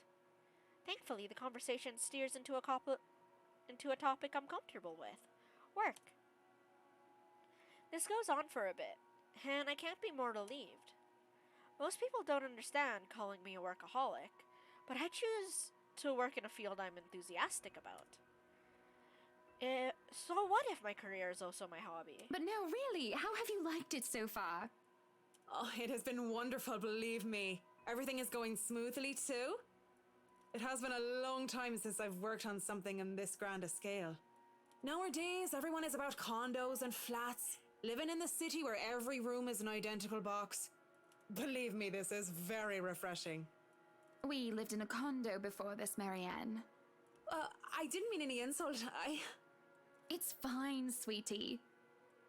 Look at you, all frazzled. I was just pulling your leg. Luke wanted that penthouse when we got married, and you can thank him for purchasing this place as well. Wait, doesn't she own the house? I'm pretty sure. Yeah, that's what I was thinking the first time she said this in Hannah's route. Yeah, we're seeing this in Marianne's point of view now. I have no business with it, though. It's theirs to hash out. But apparently, the momentarily confusion had been visible on my face. Don't be fooled. I'm just the treasury. I wouldn't be able to make a purchase this grand without his seal of approval. I see. That's it. That's all you have to say. Yes, what else is there to it? Without warning, this nice friendly chat devolved into something horrible. Something sad. But I really don't know what to say, Mrs. Wright. We were talking of no topic in particular, and... Luke. We were talking about Luke. And he is a horrible topic. I agree that we should change it. About him not eating breakfast with you? About him treating me as if I were some treasury. Despite my general dislike of the upper class, I sometimes feel pity for them. They may have all the money in the world, where material things aren't a problem, but they don't even see what they've become, where they've ended up, or what they've done most of the time. They're shut in by their own trap, forced to play along with society's expectations, and do anything to stay where they are and to keep what they have. A world where even people feel, or are treated, like they are mere possessions. When someone is at the top, the only way for them to go is down. Oh, I've never heard that part. I've never heard that saying before. Makes sense. I've worked with many Hannahs and Lukes and Whiskies, but I've never been one of them. I don't pretend to understand their world any deeper than that. I merely know what I've witnessed before. She looks lost, speechless at how she betrayed herself. My pity for the likes of her returns. Nothing but pity moves as I speak, before she can say anything else that might ruin or break her. I won't speak a word, Mrs. Wright. Not only am I contractually obliged to, it would also go against my principles. This is no one else's business but your own, and it should be kept between the two of you. And whoever you wish to seek counsel from. She tried to seek counsel in you, though. Please, Marianne. You have to understand. These sort of affairs, if anyone were to know this, they could just twist it and we'll be ruined. All I ask for is your silence on the matter. The way she practically begs me to keep quiet about it is disheartening. I have no plans of speaking about anything I hear, especially if it's about their private affairs. But the way she looks at me, the way she expects some sort of fallout because of this, makes my heart clench. Also, I low-key have a crush on you. Hope you get divorced, loved. Can you imagine? Let's go. Well, I'm keeping that information confidential as well. Slip her a note. I have your back, sweetheart. Don't worry about it. Well, I'm keeping it. Okay. It's not like I have any other choice, do I? Thank you. When the last of the food and drink is gone, the door opens as if on cue. Madam, the photographer from Luxury Living is here. Zach! Yes, let's go! This was a wonderful meal, Marianne. You're free to return to your duties. I must excuse myself. It was my pleasure. And thank you for the food as well. Zach is our boy. She stands up and leave. She stands up to up and leave. Is that proper grammar?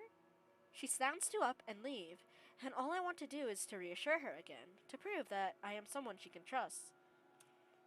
Yeah, Johans is cute. He's gay and he has a husband. Johans is great. So when she looks back my way, I didn't fight the smile that I found its way on my face. And he's sassy with Luke. No, up and leave I know is correct. But to up and leave. That was the thing I was confused about. I feel giddy. But the feeling dies down afterwards as I sober up. Oh well, back to work. Soon enough, I find myself drawn to the kitchen where the Wright butler has returned to. He's already claimed the space and telling movers to back off, and none dares to question his proper proclamation either. My kitchen. No kinder allowed. Little men running around with knives especially. I think it's because Luke kinda likes the sass. He needs someone to put him in his place.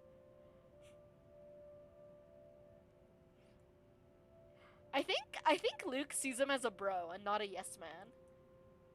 We do not want any accidents to happen now, do we? Good? Good. I mean, it's a knife-wielding German standing there. I don't think anyone would be insane enough to refuse his requests. Welcome back, Luck. I hope I meet the age restriction, or at least the height restriction, because I'm asking to be let in here. You are allowed inside, McCulloch, but not the little ones. Okay, how little we talking about? I shake my head and a roll of my eyes is all I give him. It's not like I'm going to be of any trouble to him. I just need to look around, get my bearings. The breakfast had been a distraction enough. I don't even want to think about what we just talked about.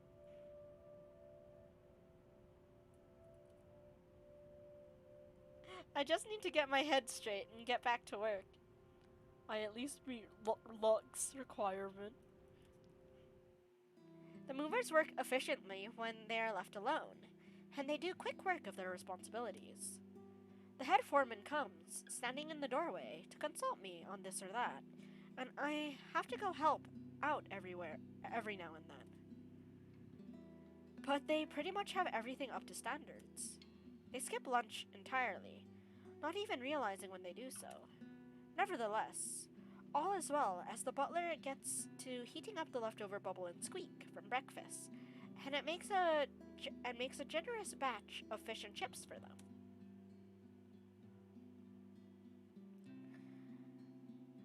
Most likely simple in comparison to what he serves to the Wrights, but well done nonetheless. That smells good. Want to wrap up some for me to go? It's an idle observation, more than anything. My thoughts, as they are, preoccupy me. If there are any left. One can't go wrong with fish and chips. Everyone loves them. Even my husband. And he's American. What does him being American have to do with the love of fish and chips? I like them. I'm Filipino. I really do hate getting so up close and personal with my clients. It's a distraction. It's obvious to me that I've gotten my priorities all wrong when I can't help but think about what I heard, what I learned about the right couple. These things have a way of creeping up on a person. Thoughts, ideas, whether they're fact or fiction. Oh, that's... Okay, yeah, that's fair. That's fair, Marin. I forgot. I forgot about that. I love seafood. We're free. These things have a way of creeping up on a person. Thoughts, ideas, whether they are fact or fiction. They creep up and fester, crawl and wreathe in a way that twists. I hear giggling, delighted, and mocking. They creep up and the sensation of fingers ghosting briefly on my arm causes me to freeze and hiss. Don't! I half expect her to be there. Whoa, no need to scream bloody murder! Scream bloody murder, it's you. Though I'd argue fish and chips is rather flavorful compared to some British food, so it doesn't quite make sense. Ah, fair enough. Bye, 13! Take care! J-Ben, what seafood do you like? It's just me. Quiet down before you break glass. But it's just whiskey. Don't do that again. Ever. I don't like being scared. Though I don't believe in the likes of spooks, being startled is not on the top of the list of things Marianne liked. Lucky for him, I have nothing within reach, or he would have gotten on friendly terms with something like a rolling pin. What was with that reaction? Were you really scared? Has Johans been telling you ghost stories? He just loves to scare people. Isn't that right, Brother Gurium? What is that face, Luke? The butler's expression is unreadable. I hardly see any emotion on his face to begin with since I started working for the Wrights, aside from vague amusement. There must have been something there, though, judging from Mr. Wright's own content look. The expression on Mr. Wright's face is almost cruel. But neither of them spoke, even as Johans leaves the room to serve the workers their late lunch. So, now that we're alone, Marianne, what are you so jumpy for? I was just thinking about all the urban legends the movers have been telling me about this place. Don't tell me you believe in that tosh. They're nothing but tales made up to scare children. Timmy, Billy, don't you dare go up to that big mansion and get in trouble there. The ghosts are going to get you. What is that voice? That's a boring way to look at it, but that's usually what it is anyway, no? Like I said, I was just thinking. It would be a relief, actually, if those rumors of this place being haunted is true. That means I'm not going bonkers. Hearing, let alone seeing, a dead person isn't exactly the symptoms of a healthy mind. Sure, it means there would be such things as ghouls and goblins, but at least I'd be sane. On the other hand, there would actually be a dead girl walking around. If you could excuse the inane question, Mr. Wright, you haven't noticed anything weird here? A simple enough question on the surface, yet I noticed the man stiffen as the question leaves my mouth. I wouldn't have noticed it if I wasn't watching his reaction intently, but in his eyes I see something dangerous. That depends on your definition of the word weird. Are we still on the topic of this place being haunted? Because no, things have not started to fly around and we have yet to require an exorcism. I don't think my head would like to do the whole 180-degree turn thing. Is that foreshadowing? Well, maybe that, but no strange people? Aside from my usually weird butler and all the weird men traipsing around touching my things? No, not really. Why do you ask? Have you noticed anyone strange while you were here? Because you must report it to Johans and he'll have security handle it. Please excuse me while I blow my nose again.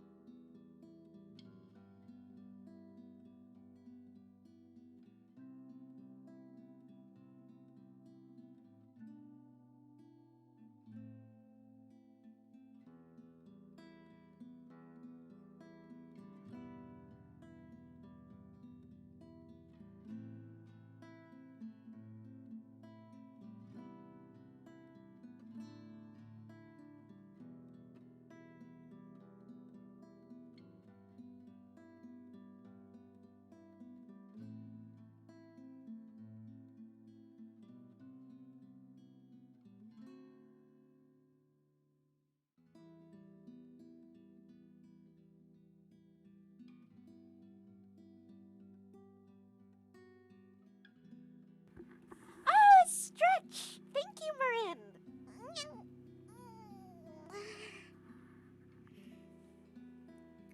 I hope you guys are still comfy too. But these reports better not be about ghosts and things that go bump in the night. I don't want to waste manpower on the boogeyman or senseless witch hunts. Okay, this is another tangent, but when I was younger, I thought the boogeyman was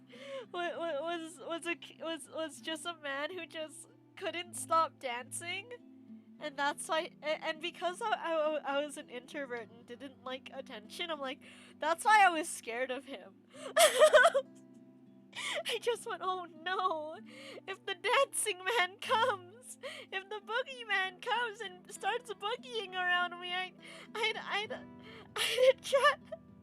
would have attracted them. Oh yeah, there was. I missed the Powerpuff Girls. Wait, was there a disco villain? I need to see them.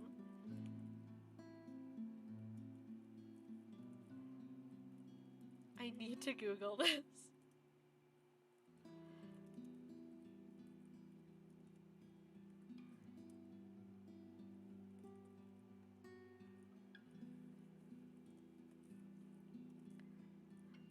Was there a disco villain? Oh my god! He is the man I feared! He's literally called the Boogeyman! Oh my god! He's real! I love him though. Him is such a great villain. Had a GBA game, and the minigame was a DDR. Oh, that's so cool, Marin! I love that! Oh no, it's Oogie Boogie. I'll keep that in mind, Mr. Wright. But no, it's nothing like that. I guess the mansion is just strange for me. It's a unique project. No strange men or women lurking about then? A dead teenager would technically qualify as strange. But yeah, the whole I see dead people thing isn't going to go over well. None that I know of. But I'll inform Johans immediately if something comes up. Did your guys' parents tell you any spooky stories to keep you behaving? Because my brother just told them to me to scare me. It wasn't to behave or anything. It was just to mess me up. I'm serious, Mint. You see anything, anyone suspicious, and you report it. Immediately. I think that goes without saying. The concern he have on the talk of security is quickly gone. His arrogant, smug smirk returns, if a bit subdued. Ah, fair enough, Marin.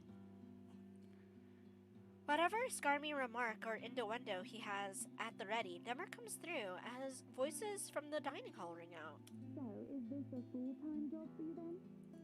Nah, I just freelance mostly for magazines, newspapers, and events. So you can't really call it a full-time job. Yeah, oof, the tea on this, Marin. He tried sleeping with her the day before they were actually gonna officially work together, and he knew exactly who she was. Yeah, that's what I was thinking. It's fun and it puts food on the table, but it's not what I really want to do. Luckily, I made Marianne say no. At least not all the time. That would be the magazine photographer, I presume. Apparently, also, Hannah has said that he does just actively flirt with women in front of her. And I'm just like, why? Why do you allow this? As always, Mr. Wright talks in such a kind and cheery fashion. Miss Wright talks in such a kind and cheery fashion, no matter who she's talking with. It certainly puts people at ease around her. It sounds like it's working on the photographer, too. Hearing them, though, seems to put Mr. Wright in a sour mood. At least, if his small scowl is anything to go by. I'll throw him a bone. I'll ask if he's alright. Hey, are you alright there, Whiskey? You're looking like you need a serious drink. Okay, did he enjoy that or did it go down? Oh, it went up! Okay. She's talking to another man? How dare she? Luke, probably. 100% Jabin. What is it that you want to do then? Film. Documentaries mostly. But cinematography is a lot more difficult than photography, right? I was working on the thing, actually. That's the projection, baby. Oh no, not projecting your problems on your significant other. Oh yeah, that's true. I'm fine. Just a bit winded from all that moving about. It's been a long day. And the day's not over yet. So if you can excuse the bloodness, you either shape up to help or ship out back to your room and let us do the rest of the work. I have to say, the only redeeming quality about Luke is that he did get more protective of Hannah once he learned that she was pregnant with his twins. But that's about it. I dislike everything else about him. He hesitates, eyes locked firmly on the door that led to the dining hall. Even now, we can still hear as Miss Wright and the photographer chit-chat in between shots. It's not my place to say this, but she really does seem to care a lot about you, you know? There's no need to remind me of that. A strained smile appears on his face before he shuts his eyes and sighs. Tell the workers that you're all dismissed early. That's nice and all, Whiskey, but we really shouldn't just take off. Delays aren't a good thing when it comes to big projects like these. I guess two redeeming qualities. He's nice to kids and he likes flowers. Two redeeming qualities. The sooner we tackle certain issues, the better. And I trust you can take care of these issues another day. Don't make me ask again, Mint. Just tell the others they can go home early, and to not worry, they'll still get paid the remaining hours. Oh, wow, okay. I was not expecting him to say that. I don't know what prompted this. With the air he's putting on, though, I know better than to meddle and prod further. Two it is. Three's pushing it. I can't think of a third one.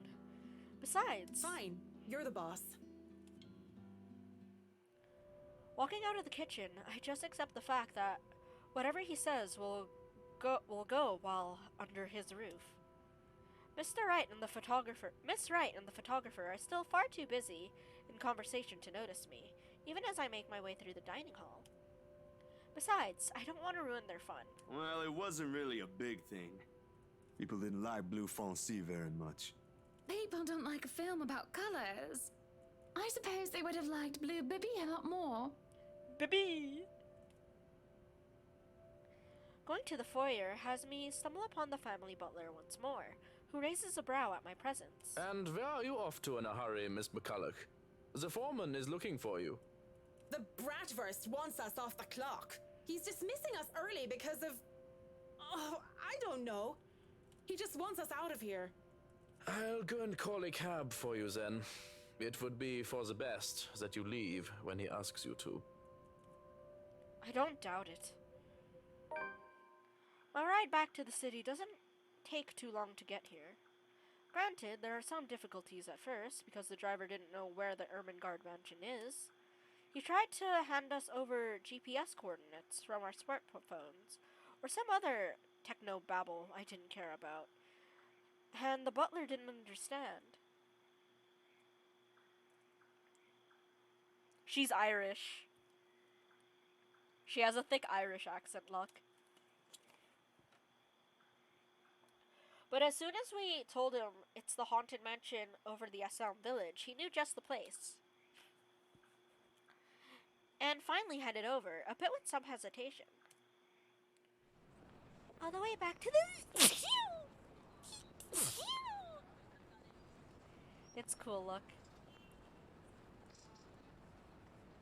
I think it's a pun on how Luke is a brat, too. Thank you! Oh, because, like, bratwurst. Oh, that makes sense. Okay. Thank you, thank you. All the way back to the city, the driver keeps complaining about the place giving him the willies. It gives me the willies, too. I would have loved to snap at him. It's fair. It's okay, Jamin. But as soon as the thought occurs to me, another blossoms in the forefront of my mind. One that has somehow bothered me greatly, more than my exasperation over whiskey in this project, or wanting all of it to stop. There has been no Lorraine whispering over my ears today. Worse. Worse, I find myself searching for it. Searching for her. I need to blow my nose. I'm sorry.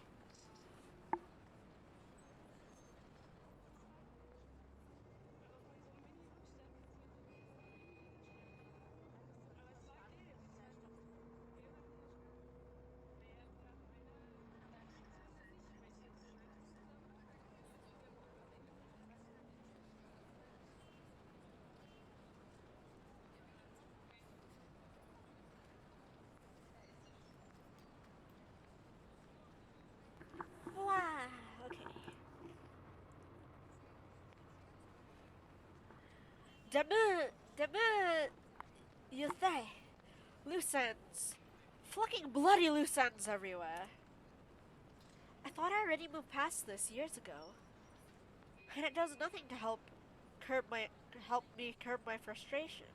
If anything, it only ensures that I want a stiff drink. And where else do I go to drink? Tuesdays are for karaoke, and Wednesdays, improv. Usually, it's these four guys who did hilarious games. The one with Irish drinking songs are always a crowd favorite. Though I love a good laugh, stand-up comedy isn't my thing, and without Cam or Harina, or any other distractions, I end up drinking a lot more this time. And when there are several bottles of beer in me, I get really, really embarrassing. Hey! G! Psst! G! Come over here! Uh-oh. Is she a flirty drunk? I need you for something! It's a good thing that the bartender is a nice fellow. I'd probably have been kicked out of other places by now, or worse. If push comes to shove, all he would do is give me an easy smile and a shake of his head, even when he's attending to other customers.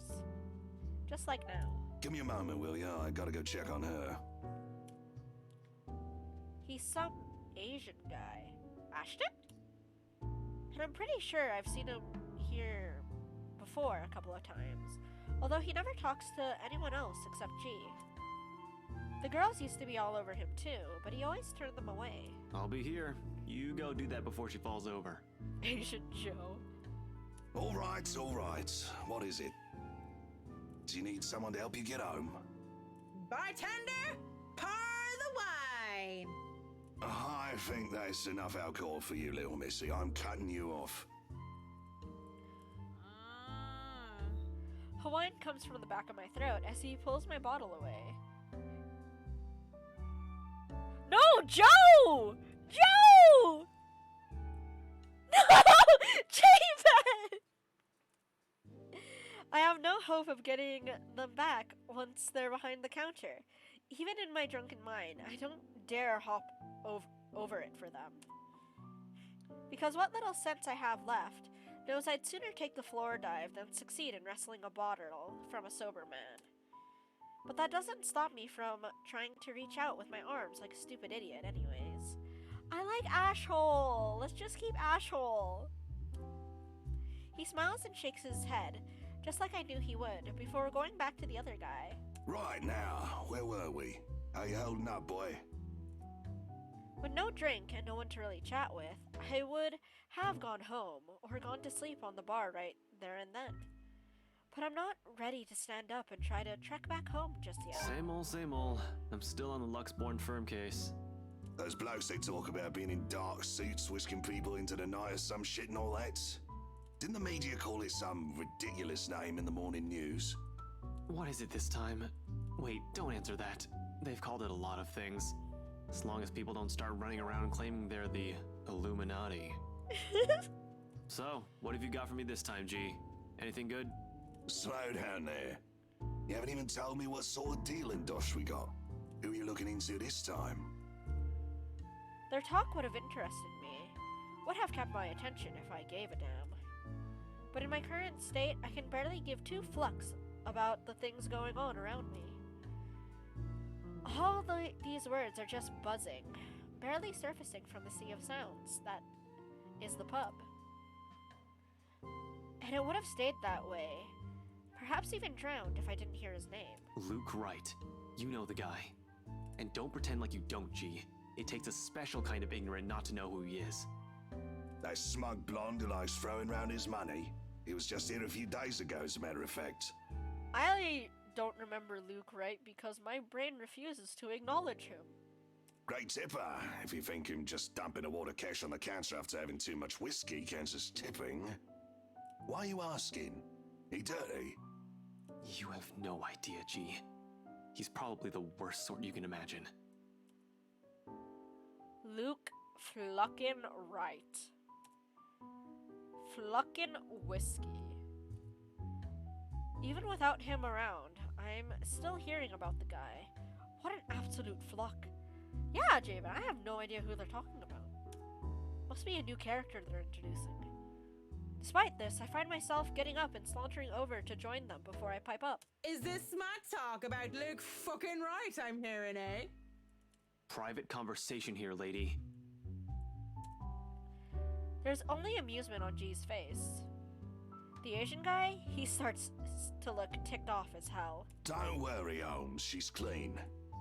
And she might be able to help you with your, predicament. Course. A drunk's just stumbled through here with what I need. Get real, G. No offense, lady, but you're smashed. I know, right? Nothing beats being drunk after a hard day's work. She does know him.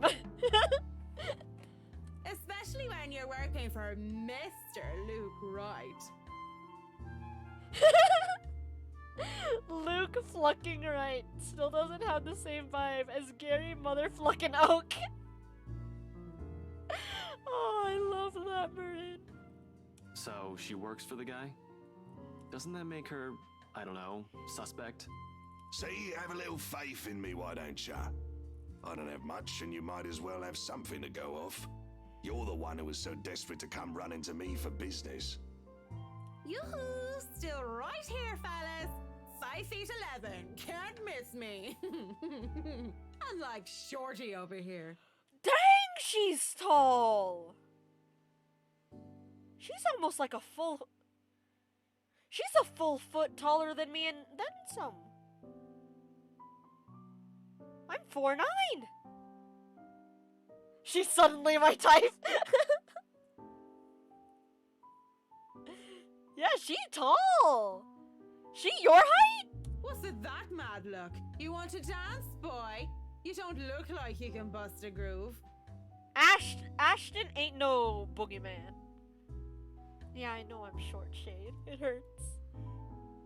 Maybe a leg, but with that fancy coat of yours. Wait, I can make myself taller than Marianne. Hang on.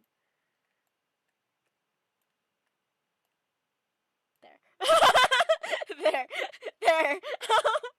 This isn't Kofi. I'm a tad bigger. I'm a tad bigger. There. Just a tad. Okay.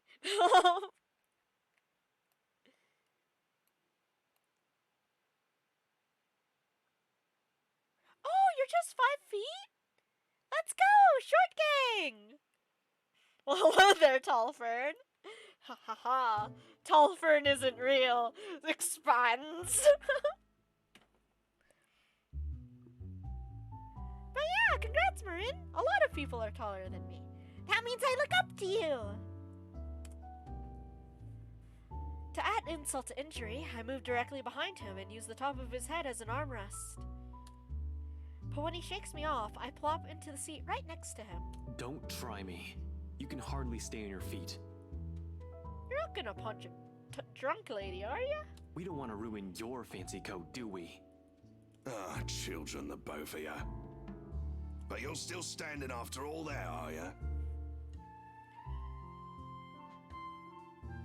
Not in front of Isabella. Matt, you see this giantess? She's a legendary regular here. Been treated like there's no tomorrow. That is true. I'm a bit jealous. Can't do that anymore or my liver will give out on me. Good with the mic, too. Don't see you much recently, but I guess you're always busy, aren't you? You're some fancy designer or something, if I remember correctly. Wait, I know you. You were at the open house for the mansion. Yeah, that's right. Marianne McCulloch. I'm a famous interior designer extraordinaire. Ooh, that rhymes. That didn't rhyme, but I'm very impressed at the voice actress for being able to say that name while hiccuping. Anyway, you guys were talking about that weenie Luke Wright, right? Oh my god, yes! Can we call him Weenie? Luke is now just known as Weenie now. He's Weenie. Or something. Can't really talk about it. The secondhand embarrassment. Fair, Marin. I don't even know if I can trust you, even if G said you're clean. But anything would be of help. Weenie is his name now. Weenie Wright! WW! It fits. It was meant to be. It's a W. Well, I don't gossip about my clients, if that's all there is to this. You wanted to gossip about him a few minutes ago, Marianne. And that was the beer talking, not Marianne. You won't mind if we ask the beer a few questions then? Maybe. Depends on who's asking and what they're asking. Dang, she's hammered. But seriously, that guy is abso-fucking-lutely frustrating. One moment, he's an absolute dickhead. And then, he's acting like an actual decent human being the next. I just can't figure him out.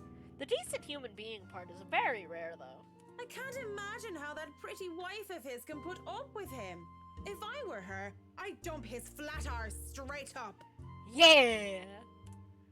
And I'm not just saying that because I think Hannah's pretty or anything. Luke is a catch too. They both are. Luke is kinda ugly, not gonna lie. But I really cannot, for the love of all things holy, see how they even work out together. Or maybe it's just because I see him for his personality. So, Luke Wright, have you noticed anything strange about him while you were working with him? Ba, ba, ba, ba, ba. Grabbing something quickly.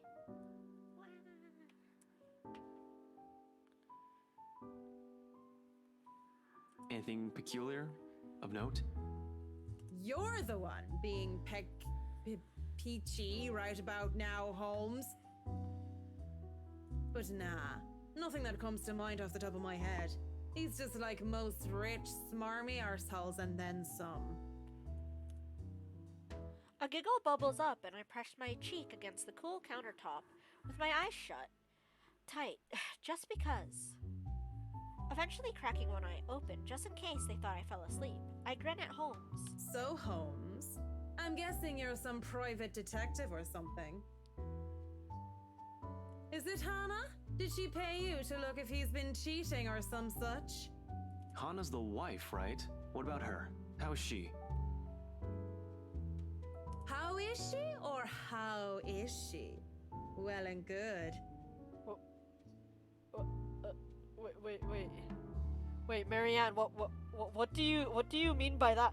Wait, Javen, okay, from one slow person to another, what is Marianne hinting at? Oh, that's what you mean. Oh. Definitely the nicer of the two and sexy as sin to boot.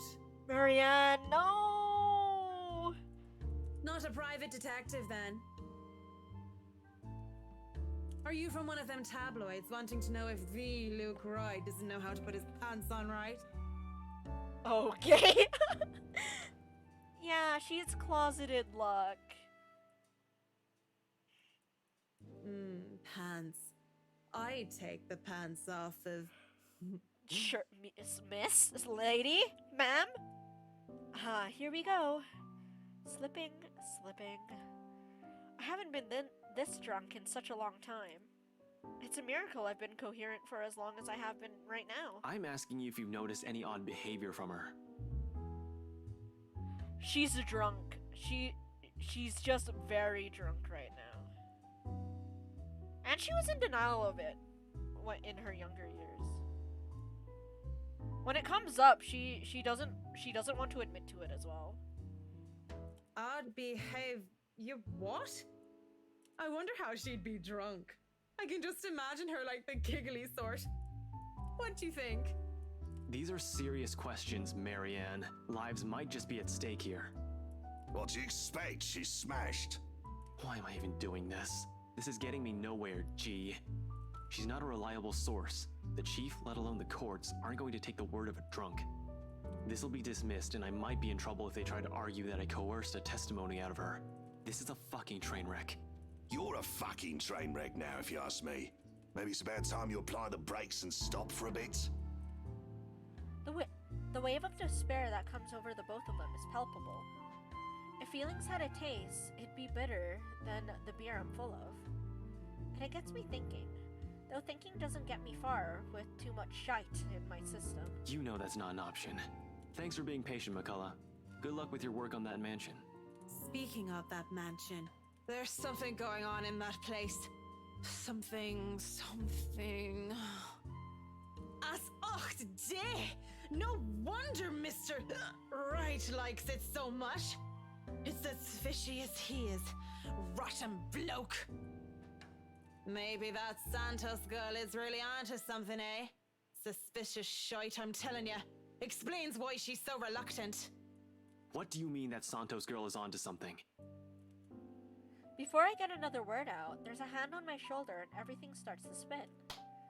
I quickly slap his hands away the best I can, and send him the foulest look I can muster. Take your hands off me, pipsqueak! I'm not a lady who's shaken or stirred unless you want me upchucking on your pretty hair. But it's just like I said. Are you sure you aren't brain damaged or deaf? Santos girl from VRC showed us this creepy letter. You know, just like those spam stuff you get in your emails. And we thought it was some joke or that the girl was just a bit too green to handle a big sale like that. You should have seen the look on their faces when they saw it. Whiskey, that's Luke fucking right, you get me? And the missus didn't look too happy either. I should have taken a picture and posted it everywhere. When rich snobs give you that face, no wonder the Santos girl went all mental on us. Working with them does that, you know? I think I'm about to. I'm not mental yet, am I? Anyway, just like I said, in that man Hey, you okay? Holmes? You're looking a bit shaky yourself there. And he really is pale, paler than before at least. I can see the gears turning in his head on overtime. Suddenly, he shoves a card in my hand. On it, his name, Ashton Frey, and his number. But he has second thoughts as he grabs it from me and slips it into my pocket. You're cute, pretty boy. But I prefer blondies. Well, you're not exactly my type either, lady. But listen to me. If something comes up, don't do anything rash. If you think you're in danger or if you see anything suspicious, call me and the authorities as soon as possible. You understand me? That's 99... I know what the damn emergency number is. Right, 999. Good. Anyway, I have to run. See you, G. The guy is quick on his feet, already up and at him, as soon as the numbers leave his lips. Watching him as he maneuvers through the crowd of the other pub goers is enough to tire me out. They're in Britain land, J-Bent. Different numbers, different strokes for different folks. Fast as he can, he's at the door and throws us a smile. And that's all we get before he's gone, just like that. Oi, what about your drink, boy? I can put it on your tab then. Holmes boy always like that, G? Pretty much. But what about you? I suppose I'll put your drinks on your tab too. Don't want you to spill your wallets when you look like you're close to spilling yourself. Yeah, and if it's fine by you, I think I'll go take a bit of a cat nap here. Just for a sec or two. Go right ahead. I'll wake you when I close up shop. What a lad. Mumbling a sleepy thanks, I doze off on the spot, face pressed on the counter. Already, I dread the pain I'll have for sleeping in such a position. Yeah, right? But when you gotta go, you gotta go.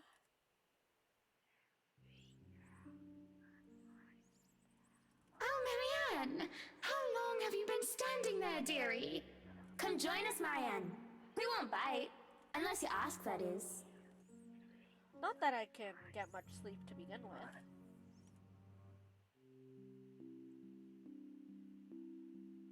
Do people ever have the feeling they're working on the same thing I can't read. Do people ever have the feeling that they're working on something they really enjoy, but still, it eventually tires them out? That's called burnout, Marianne. Because honestly, I've been feeling like this. You have certainly exceeded expectations, Marianne. Everything looks so marvelous, and in such a short time, too.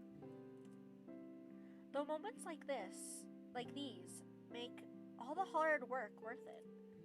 Definitely. Well, I can't take all of the credit. People have certainly been enthusiastic about the idea of working on the Wright mansion. There won't be any more problems unless Mr. Wright has any more objections about the second bedroom. Oh, no. We proceed with that room as planned. I already agreed to him having his greenhouse and his vineyard and his stables. He may as well let me have this one thing. We're only about halfway done, but the honest satisfaction on a client's face is enough for me to push through. Let's face it, in between my exasperation at Mr. Wright's antics and her, I've been burning the candles at both ends. I can't even close my eyes without seeing a dead girl's face.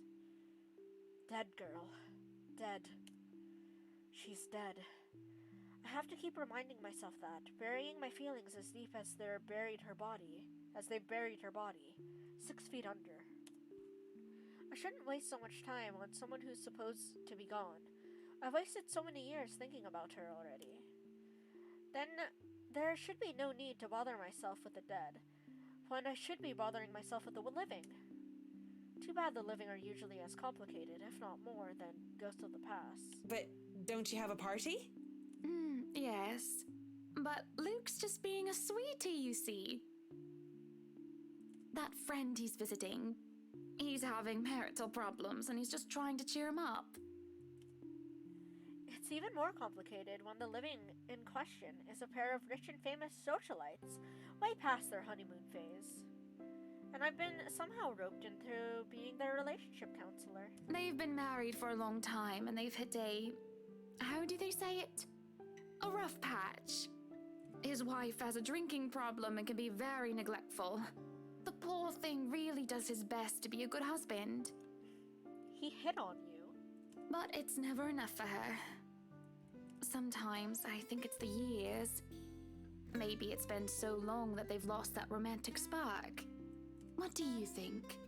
If I'm going to be completely honest, I need to ask. This is about you and Mr. Wright, isn't it? Suppose it is. What would you tell me? Then, I tell you it's none of my business. I tell you that I don't want to meddle. But, if the troubled husband with the neglectful wife asked me for my honest opinion, I'd say that he shouldn't base his happiness and his self-worth on someone else. Maybe he should try being independent for a while. See what it's like when he isn't trying to please someone else and doing things for himself. Everyone's supposed to be their own man or woman, right? A bit of breathing room never hurt anyone. We shouldn't let our fear control our lives. Why she thinks a single woman like me would be the best source of relationship advice is beyond me. Don't worry, she asked 2 single women. Still, I talk and answer her to the best of my abilities. Without realizing it, I'm already pouring out a part of me that I had thought were long gone. I'd like to believe my words will be of some help to Miss Wright. If I'm being honest, though, they are of some help to me, like some weight have been taken off my shoulders. Lorraine. I really should handle what's left of the work. You won't be attending the party? Oh, you really must, Marianne. The weight of what happened to her hasn't left me yet, did it? Maybe... I'll try to stay and chat. Maybe grab a few bites and a drink, but I can't be around for the entirety of the event. My apologies. Busy, busy, busy. You must stay a while. I'd love for you to meet some of my friends, and they're ever so excited to meet you. You need to say hello to the Lees, at least. If it wasn't for them, I'd never even heard of you. Maybe it's about time I changed that. We'll see. So, if I can be excused? Certainly. You'll have to excuse me as well. I must attend to the party before any early birds arrive. Because, believe me, they will throw a fuss if things aren't ready, even when they're not supposed to be here until an hour later. Though I shouldn't dwell on the dead, I shouldn't just callously forget about them, too. Saying that I have work left to do is an easy enough excuse to make. I know how other people see me. They see someone so obsessed with her craft that she would so easily miss things like a party for it. Outside the parlor, people hurry about here and there in preparation for the Wrights' grand housewarming party. None spare me a glance as I slip past them, each working on their appointed roles and not daring to slack off while they work on what is probably the most powerful couple in Luxembourg. I make it to the kitchen with ease, the wine cellar being my final destination. I don't like the wine cellar. But when is a great task ever simple? Probably never. And this is a great task, isn't it? My greatest one yet. Worthy of being called a quest.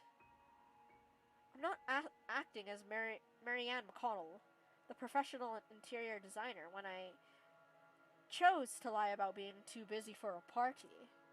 I'm Marianne McConnell, a powerful neutral clerk with 9 points in wisdom and 8 in charisma. Sweetheart, you do not have any wisdom right now. Just thinking of it like that makes it a bit cheesy. But it helps with the fear. It helps overcome the insane thought that I'm actively seeking out something that has been plaguing me for years. I might face my worst nightmare, or I might see nothing and find my self-imagined grand quest fall flat. Oh no! And who would have thought that the gatekeeper to my final quest would be someone I thought would be a valuable ally? Schnell! Hurry up, you snails! We are on a deadline and you are wasting my time! The butler comes from the cellar and enters the kitchen, tailed by a couple of others. People who I assume are most likely chefs and bartenders.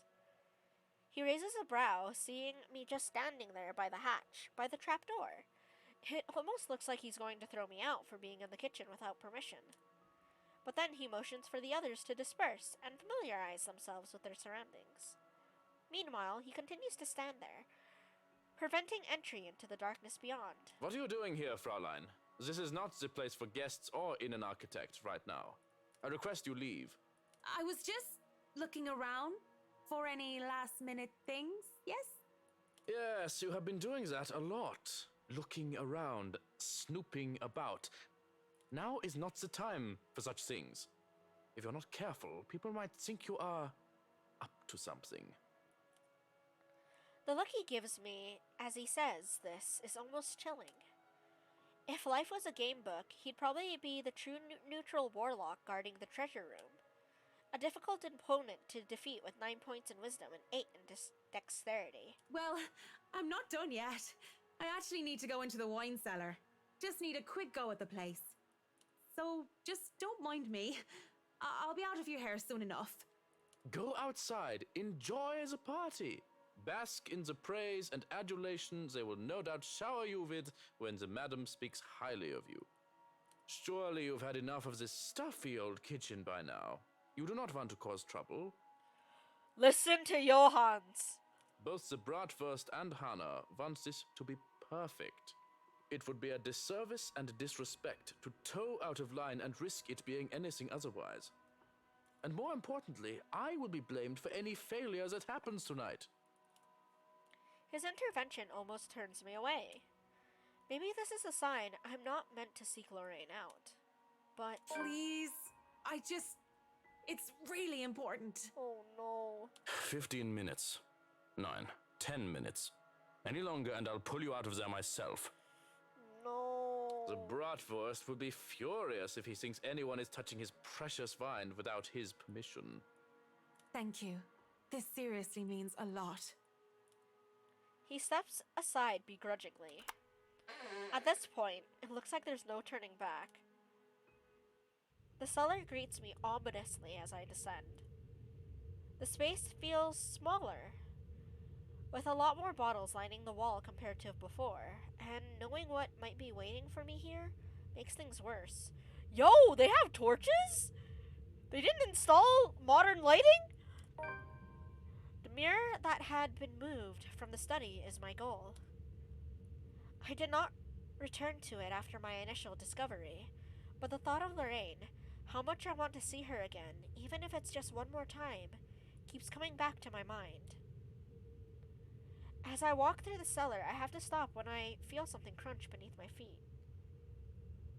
I think it's because she wants to finally, let go of her past. Whatever few bottles left behind here are nothing but glass under my heels. She don't know that. Perhaps dropped by one of the many chefs and bartenders the butler had escorted through here before, and it had made a downright mess, with red slick pooling from the remains of a good drink. With how dark this place is, a person with a dark enough imagination can easily mistake it for blood. I can't help but think this, despite the easy, logical explanation that had come to my mind only because of what I'm about to do. It's merely a momentary distraction as I continue to the end of the cellar where the mirror stands. I'm crying over the spilt wine. Why, Luck, are you a wine guy? Or are you just whining? Oh, I'm sorry. Propped up on the far wall, it gleams innocently while pretending to be a simply ordinary mirror. Ah, okay, that's fair. How morbid to think this thing can show a person their deepest, most desperate desires and then twist it into an image so dark. That's what I had seen that day. Though I heard Lorraine many times, I had only seen her within its frame. I wonder if people have discovered it before. How many people were wasted away from it, in front of it, enamored, and how many were frightened away by what they saw? Yet, as I stand before it now, nothing. I can barely see my own reflection in the darkness. How does this even work? Mirror, mirror on the wall? Something? Anything? Bloody Mary, Bloody Mary, Bloody Mary, Bloody Mary! Nothing. Touching its surface doesn't make it magically activate or anything like that. There is no sudden surge of power, and I'm not suddenly granted sight. It stays what it is, a mirror. Run at full speed into the mirror? Or away? Was Lorraine's appearance in the mirror all some sort of fever dream? Am I really that burdened with guilt and despair that my mind would eat itself in my stress and have me hallucinate such things? Either way, just going here on some crazy obsession for a girl long gone must warrant me a trip to the doctor. Away would be better. Fair enough. I hope Johans helps us and saves us. Already, I feel ill. After a few more minutes, in hopes that something would change, I turn around to leave. I can just go upstairs like nothing ever happened, perhaps drop by the party for some hors d'oeuvres, and then go home and collect myself. But Miss Wright is expecting me and I'm... Going to leave me again then, are you? I stop in my tracks, but I don't turn back. As much as it pains me, I don't look back. I'm just hearing her again, desperately delusional, and I look back and see nothing. I don't want to give myself false hope. But when I feel fingers around my wrist pull at me, I look back in shock. Eh? My first thought is, how in God's name is this possible? And the second is, Lorraine. Her hands are cold. Are you that mad at me that you're just going to ignore me, Marianne? I don't know what to say, and I can only stare at her and wonder.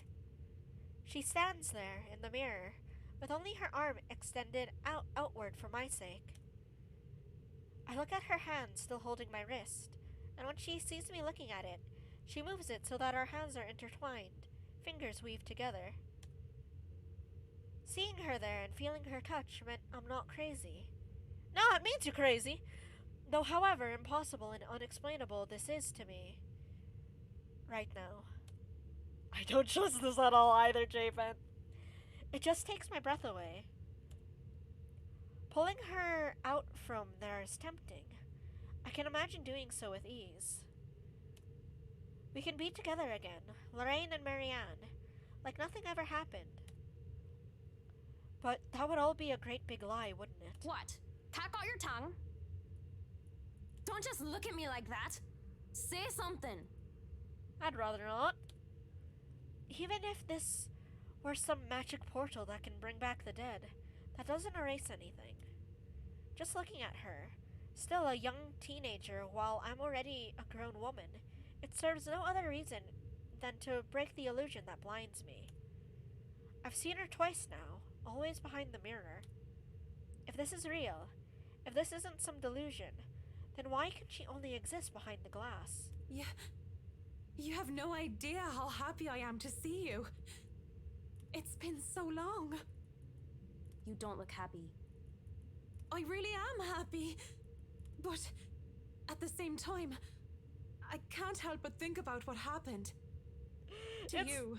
It's because she wants closure from her past, but at the same time, the ghost is manipulating her. Ah!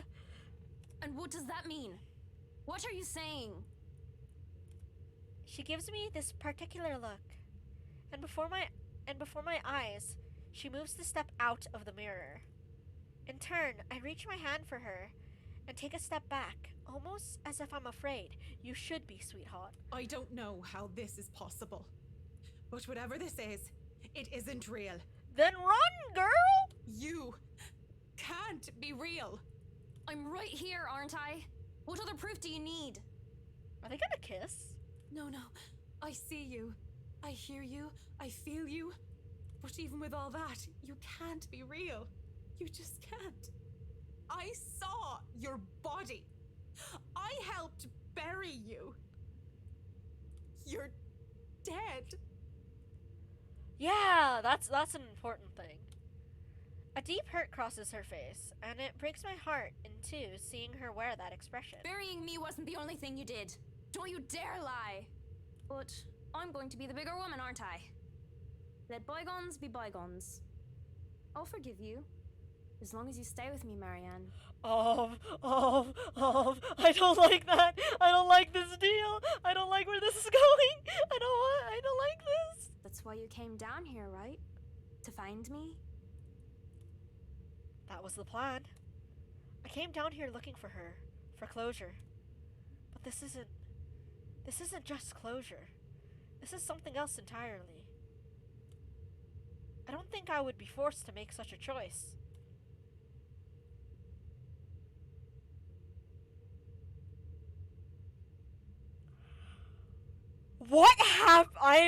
I'm morbidly curious to see what happens if I choose I want to stay.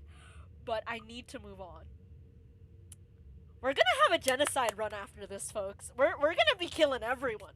I'm curious. Closure. That's all I came here for. Whatever this is, it might as well just be a devil's trick. And I might as well make some use of it, right? I say nothing at first, for fear of angering whatever phantom this is. I take Lorraine's hand and bring it up to my lips, pressing a kiss to her knuckles. She takes it as some sort of invitation to pull me along, to step back into the mirror until only her arm is extended again. I should have been more honest back then, both to you and myself. I know it's too late. I'm sorry. But the thought of being with the dead did not agree with me, not one bit. I can't stay with you. Oh, achievement unlocked. Goodbye, my first love. So what? You're going to leave me for some old trophy wife? That's it, isn't it? You're going to leave poor Amy Lorraine and go after the next rich, pretty blonde that you see. This is a mistake. All these years, guilt has been my driving force. I felt so guilty for what I did, what I didn't do. She thinks she can guilt me into being complacent, but she realizes otherwise as I pull my hand away from her. And going by the look of anger on her face, an anger that runs cold, she did not like the fact that I'm not some puppet on a string. Had she chosen her words carefully, I would have accepted whatever punishment Lorraine chooses to give me. Guilt had ran my life, and it might as well have very well ended it. Because I deserved it. Oh, sweetheart, no you don't. But what I did to me. The blood in my hands is mine, not yours. Whoever, or whatever the shadow is, my gut tells me it's not Lorraine. Let's go! Okay, go. Okay. Yet I keep talking as if she is. I broke your heart, not your neck. Don't you dare deny it! It was your fault! Oh shit. Her face is turning purple. I think she's going through rigor mortis. The glamour is fading. Because I loved you more than I dare to admit? Yes, that was my fault. Oh. But I never meant to hurt you like that. Oh. Despite my words, no matter how sincere they are, she appears angry. Enraged, in fact. It's been years since I last saw that face, and even now, the memory of it is still etched deeply in my mind. The hurt, the tears, the hate spilling from her eyes that day, the moment I rejected her. Rejected myself for who I am. And she definitely will hate what I'm about to do next. To my left, a wine rack. And from there, I take a bottle and pray to all the saints I can remember. Yo, Javen, I think she's taking your advice. For all my sins. For every hurtful words I've uttered. for what I have driven her to do that day and what I forced her into. What are you doing? I do so without thinking twice. Quickly, before I can hesitate, I grab a bottle and send it straight towards the mirror. The shards of the bottle and the mirror are sent flying everywhere as Lorraine's screams echo in the cellar. Bitter, searing, like every wounding accusation she hurled at me. They've never left me. I doubt they ever will. But with this, I can only move from them, from her. Live my life as I should, free from the burden. Her burden. Because the Lorraine I know, the real one, the person I loved, would never want me carrying this to my death. As the screaming dies down, I can't help but mutter weakly. Johans is gonna be very confused.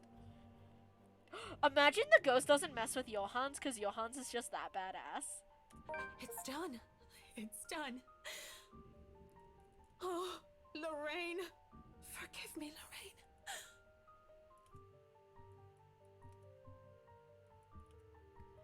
I take some time to compose myself, breathing in and out, stamping on the tremors still raking my hands, straightening out my jacket and fixing my hair.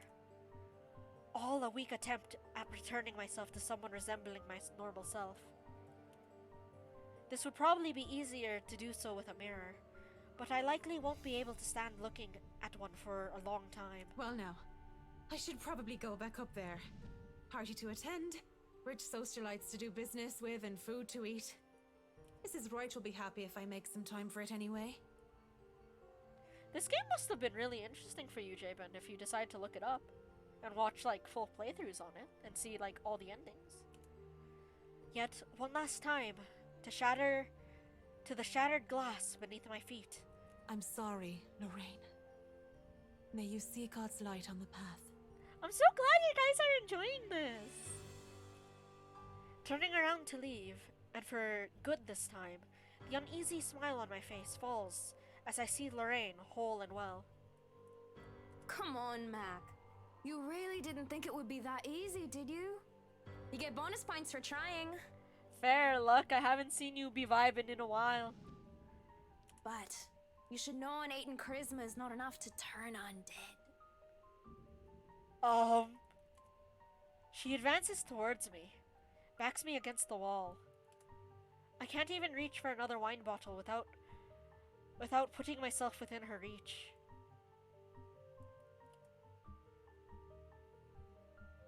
Despite my earlier bravo, I don't think she'll be able to exist at all without the mirror.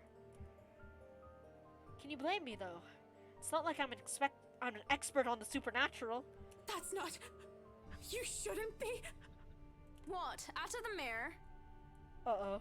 Did you think just moving on will erase what you did to me? You're nothing but a murderer, Marianne. A murderer! Stay back.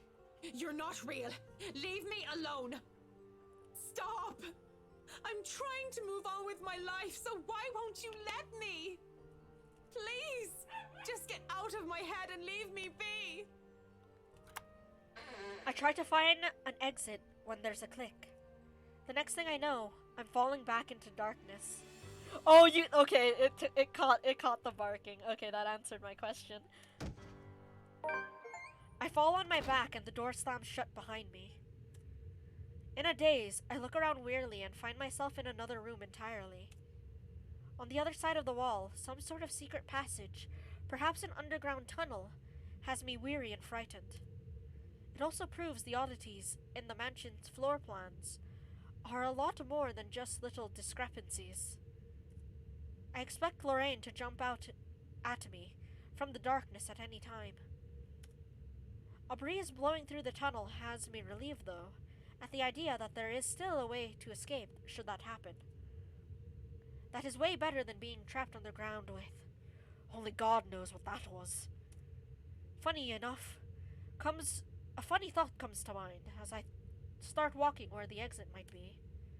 I think about how Miss Wright would be so disappointed if I didn't show up to the party. I imagine how furious Mr. Wright would be for breaking one of his wine bottles. Even Johann's reactions come to mind, though I don't really know that guy. One thing's for sure, is that I will be calling Cam and Hurana for a drink as soon as I get out of here. Okay. My hands are on the keyboard. I'm ready for a quick time event. The noise, that noise has me weary. We've never seen her like this. Okay. Where did she go, Johans? A ghastly thing. A corpse of a woman leans on the wall. Her arms and limbs, almost every inch of a little body, is peppered with wounds and rotting flesh. And it is then that the putrid smell of blood and gore hits me, making it so that I don't even question how I missed it in the first place. How long has this been here? Oh, that smell. Oh, you're a nasty one, aren't you?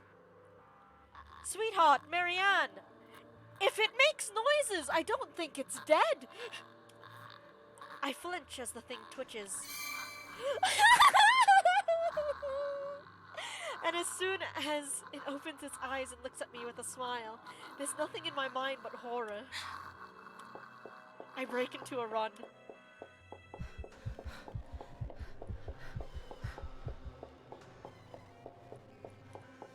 I try to keep running no matter how much my legs and feet would scream at me to stop.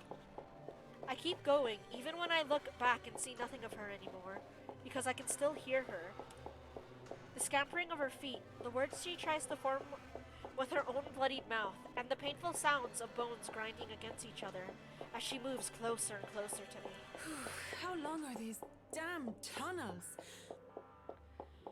There's a split second where I know that thing is right behind me, a strange sensation creeping over my limbs when her presence looms over me.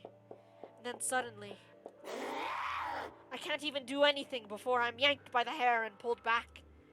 Still, I struggle up until I'm thrown to the side like some rag doll. I hit the ground on my side, and the musty smell of old hay that reaches me is my only indication that I'm still alive. Please don't hurt me. My body hurts, and I keep my eyes shut tight, afraid of what might happen next. What's wrong, Marianne? Are you really afraid of little old me? Yes. There's only dread, seeing how she's followed me even here. She looms over me, backs me further in the cell I was thrown in. Please, it's so cold. I don't want to be alone, Marianne. And I don't want to be alone with you! Looks like we both have a problem! Why won't you stay with me? Why would you leave me? Why? What are you? Is that a camera? Lorraine turns and shifts into that thing from before. And with that same gruesome grin, it takes a step forward towards the cell. Towards me. I barely scramble to my knees when the door to the cell slams shut, and it just stands there, staring. Shouts for help ring out in the tunnels. But none of them are coming from me. I'm more paralyzed and shocked by what is happening. My throat tightens at being fooled at the image of Lorraine, and at the thought of being trapped down here. Then, if so, then where? Help me! Help me! Oh, help me! Are you getting all this on camera, Carl? Yeah, but are you guys sure this is a good idea? We're breaking and entering here. Oh, it's the letter! Don't worry, the owners of this place haven't been here in a long time. Look at this thing, though. It has writing in blood like some cheesy 80s horror prop. Wait, I have an idea. Right. Oh man, that's genius! What kind of butthead would even take this thing seriously? Maybe we could stick this in Rowan's backpack. That's where his kid would panic. They do, to be honest, Luck. I agree.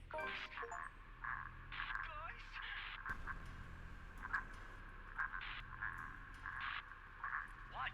Spit it out! Behind you!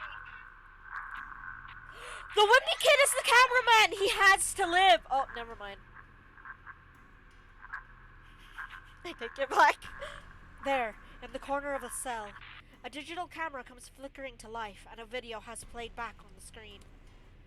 It was hard to even consider paying any attention to it when my life is on the line. But when the ghost doesn't move and the teenagers' mocking shouts of help me filled the cell, I just had to watch.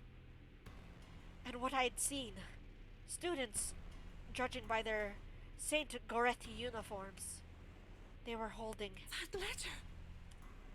and that thing, the woman, she... Oh! Wait, it's the lady of the mansion?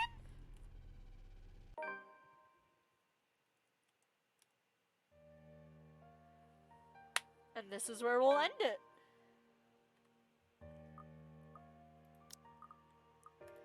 Okay, so that explains in the trailer why Marianne is in a cell. Okay. Yeah, because we're with the history teacher. Nice.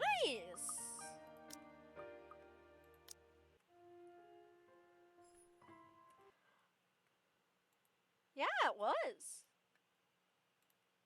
Thank you, thank you. This is a very well written visual novel. I really, really like it.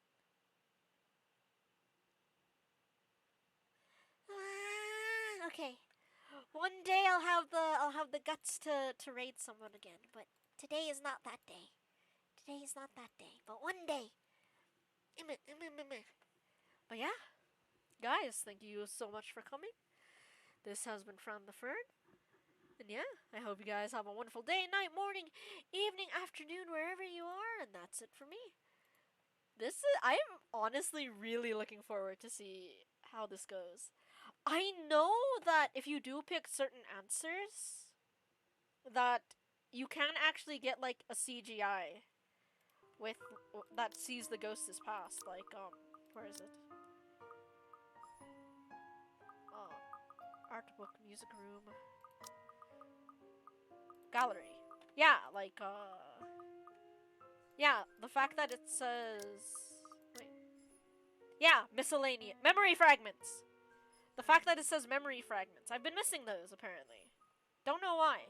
Don't know what I'm doing wrong. Or right. But yeah, that's about all I know. But yeah, this is very interesting. But yeah, that's it for me. I hope you guys have a wonderful day, night, morning, or afternoon, wherever you are. Yeah, this has been Fran the Fern, over and out. Lebo.